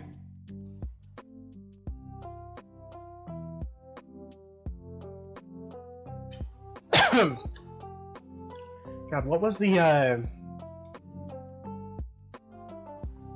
hold on. What was the... There's a game I wishlisted on Steam that I'm probably going to get as soon as I can. Outbound. Outbound is a game that I really want to try. It has similar vibes to what y'all are discussing, but without having seen the trailer, just based off of your description. But it does seem really cute as well.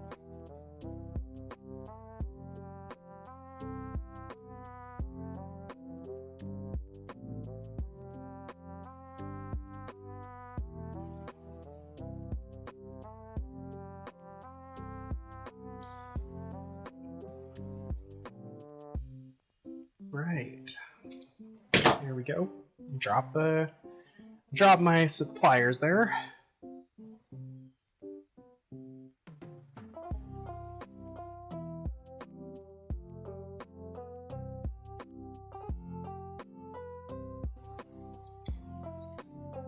There we are. Alright, now I just need to put the studs in and then work on the chains.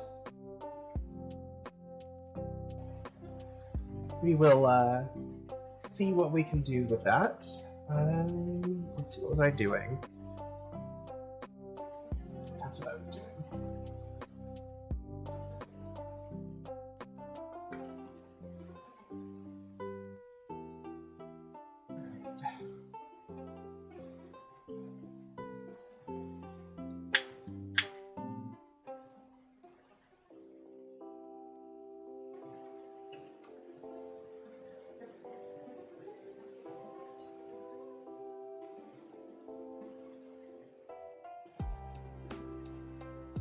Let's get that set up.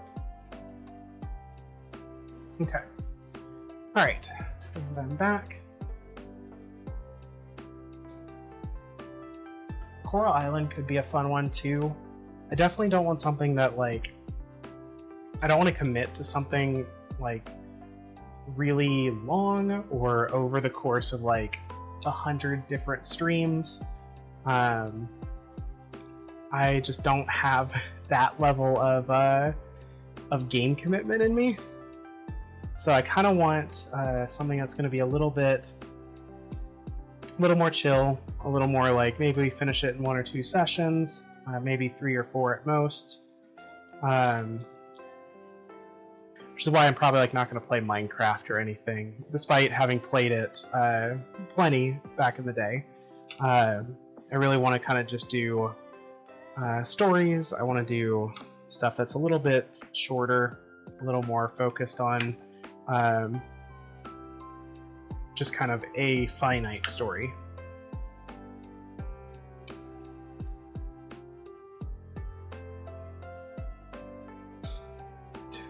We taking Matcha for a big walk. She is a good dog.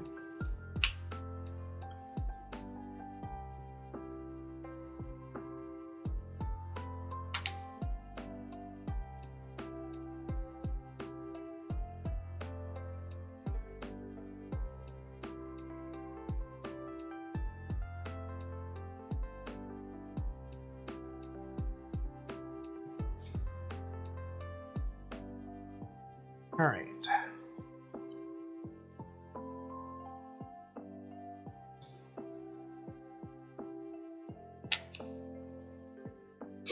There's a friend slot. Oh yeah, actually Flock Around is a game that I have and have been wanting to play on stream. That is one that I think Saturn has as well, so we could definitely play that one. It's not expensive. It's like $5 at most. Highly recommend it. I haven't played it myself, but I've seen a couple playthroughs or a couple people playing it for about 30 or 40 minutes, and it looks like it'd be a lot of fun. Same with web fishing. Web fishing is a good, like, chill, casual game that might be fun to throw on after a leatherworking stream.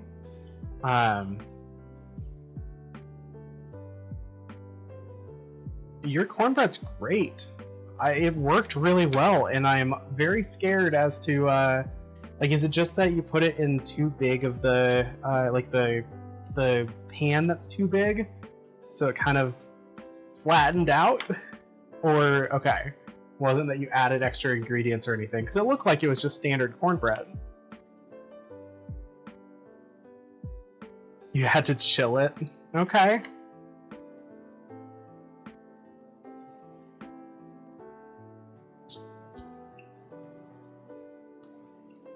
I mean, it works. It tastes good.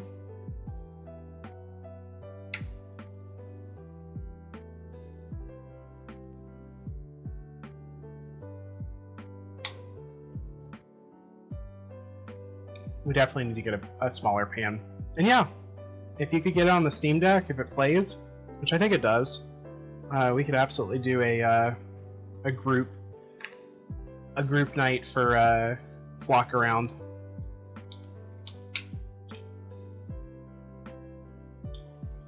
Honestly, I'm tempted to throw on like web fishing tomorrow. We'll do some leather work. Probably about the same amount of time, and then at like 11 o'clock might throw on some web fishing and just kind of chill on stream for a little bit. See what fish we can find. Because I missed that game. That was a very good game.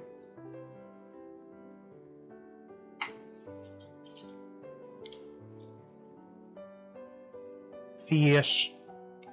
Lots of fish.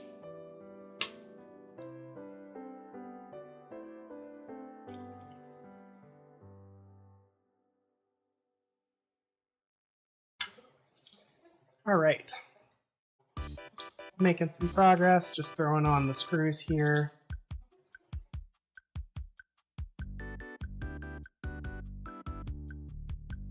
Aw, yeah. We're rocking some good music this time.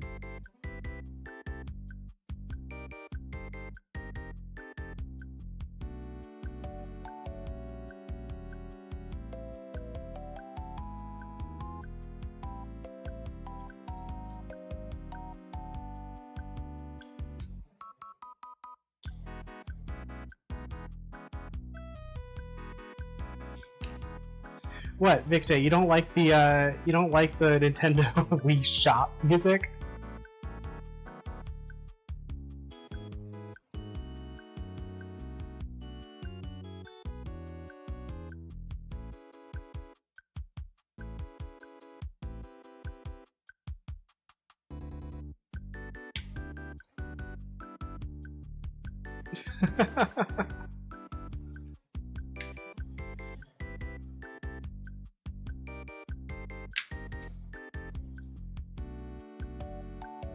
I mean, that's fair. Matcha is a wellspring of cursed internet memes. Though I feel like most people in this chat right now are also wellsprings of that knowledge.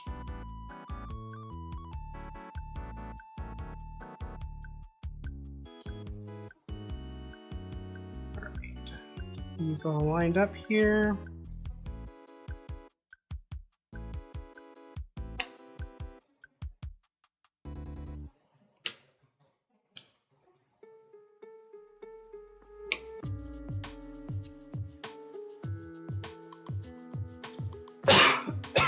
Whew.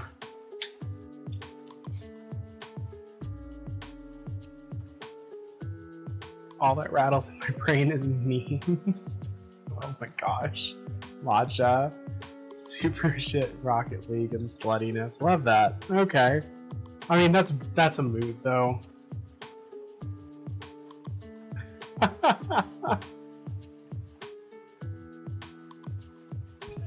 Gonna let that one pass from the auto mod, which tagged that as misogyny, by the way.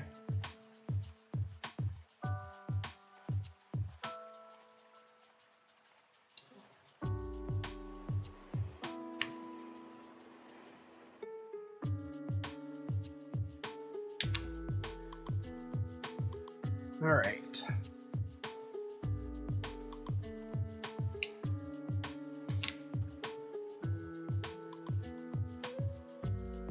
There we go.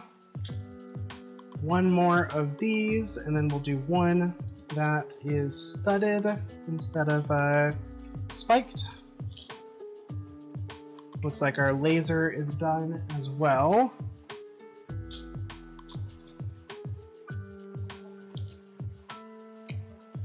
So once we get these set up, before we put the screw posts in, I will check on the laser and see if our print turned out any better. Fingers crossed. Again, I keep saying print, but it's a laser cut. See how it went.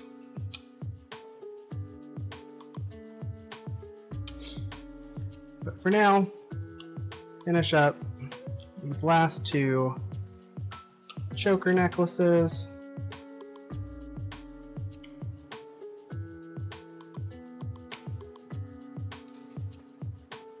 Two more of those.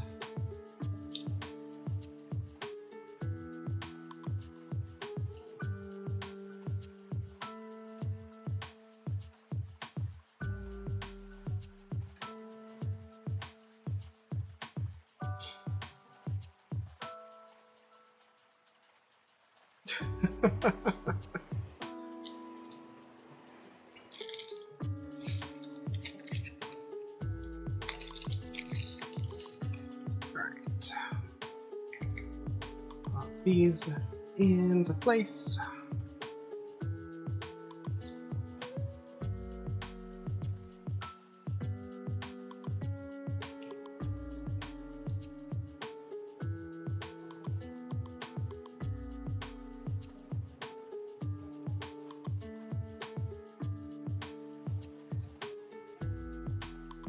I'm honestly really excited for this market coming up in June.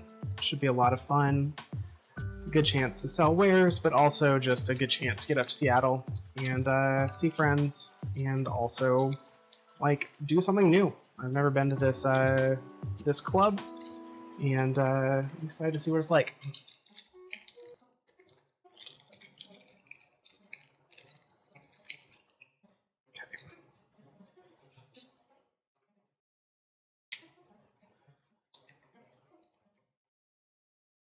So the market that I'm going to is the Mercury Market at the Mercury Machine Works Club in Seattle. It's a Goth market.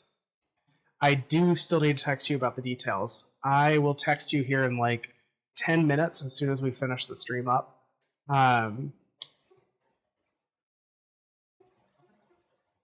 No, the helpers are welcome. I've already talked to the coordinator about it. It is also being done on a Sunday night, which is their open night. So they have to get new members some way, so they open on Sundays to the public. Or at least, the very least, you don't have to be a member to go. And so that's going to be the night that the market is. So our helpers are fair to go. We are welcome. Everybody in my group is going to be welcome for sure. The only restriction or requirement is that it is a dress code. So no jeans, no athletic wear, and no khakis is the exact description they told me. So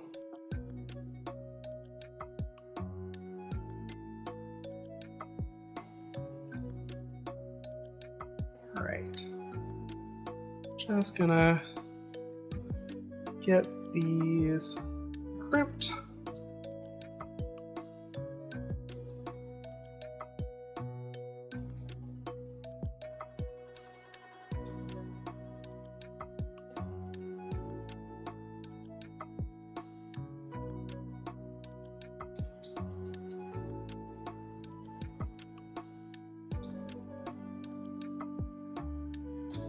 All right, that one's pretty much done. We'll get the chains on it next time, and we'll do the screw post here probably next time as well, just because of the time that we're at. And I do want to actually kind of get off today at 11 here, so in just a few minutes. But before we go, before I wind down for the night, yeah, it's basically a vibe check, so definitely easy enough to do. Honestly, any sort of kind of gothic look you can go for, whether it's wearing, you know, stuff that I've got or I'm making, or just wearing stuff that I feel like everybody that I know is helping already has, will be enough to pass that vibe check. Okay. Let's take a look at our laser. A-E-I-O-U-A-O, John Madden, Football Snake Snark. Matcha.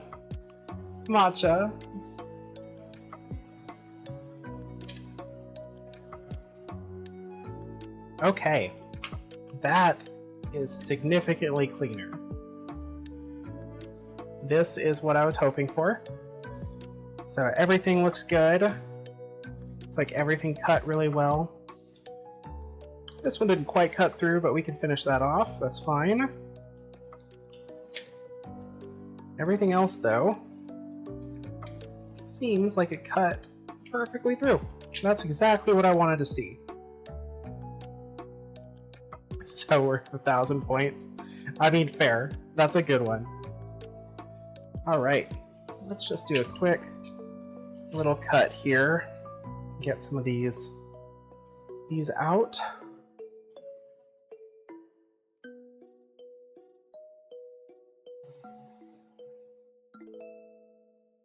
Basically, we just want to cut these free. We'll finish them probably on another stream, so we can actually paint them, make them look good, and clean up all of the char. Which there's not a whole lot, but whatever there is, we want to clean up.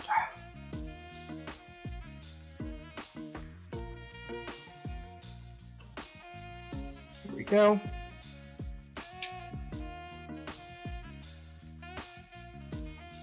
Come on. I'm like off screen again. I'm just all over the place tonight. What's up with the jazz? I mean, there. We could change it.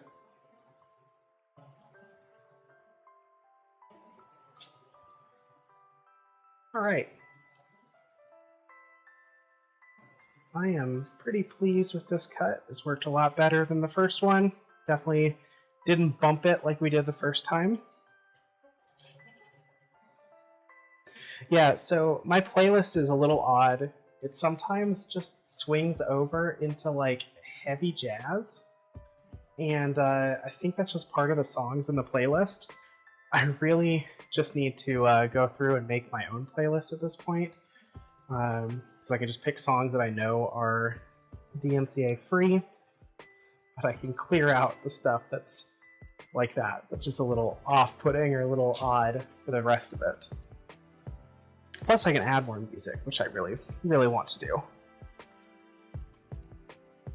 Okay. With that, we are probably going to wind up or wrap up for the night. We got a fair bit done. We got some cool stuff designed. I'm really pleased with how the Infinity Cuff went. Yeah, when we come back, I've got some other stuff that I want to do. We definitely need to finish the patch for Saturn's bag. We also need to work on finishing our martingale collar that we started last stream. Now, I will be back on tomorrow night at 7 p.m. We'll do a standard stream, and if I'm really feeling up for it, I will stay on an extra hour, and we might do some just light gaming, like some web fishing or something. Could be really nice. But for now, thanks y'all. Hope you have a lovely night. Take care of yourself, get some rest, and treat yourself if you can.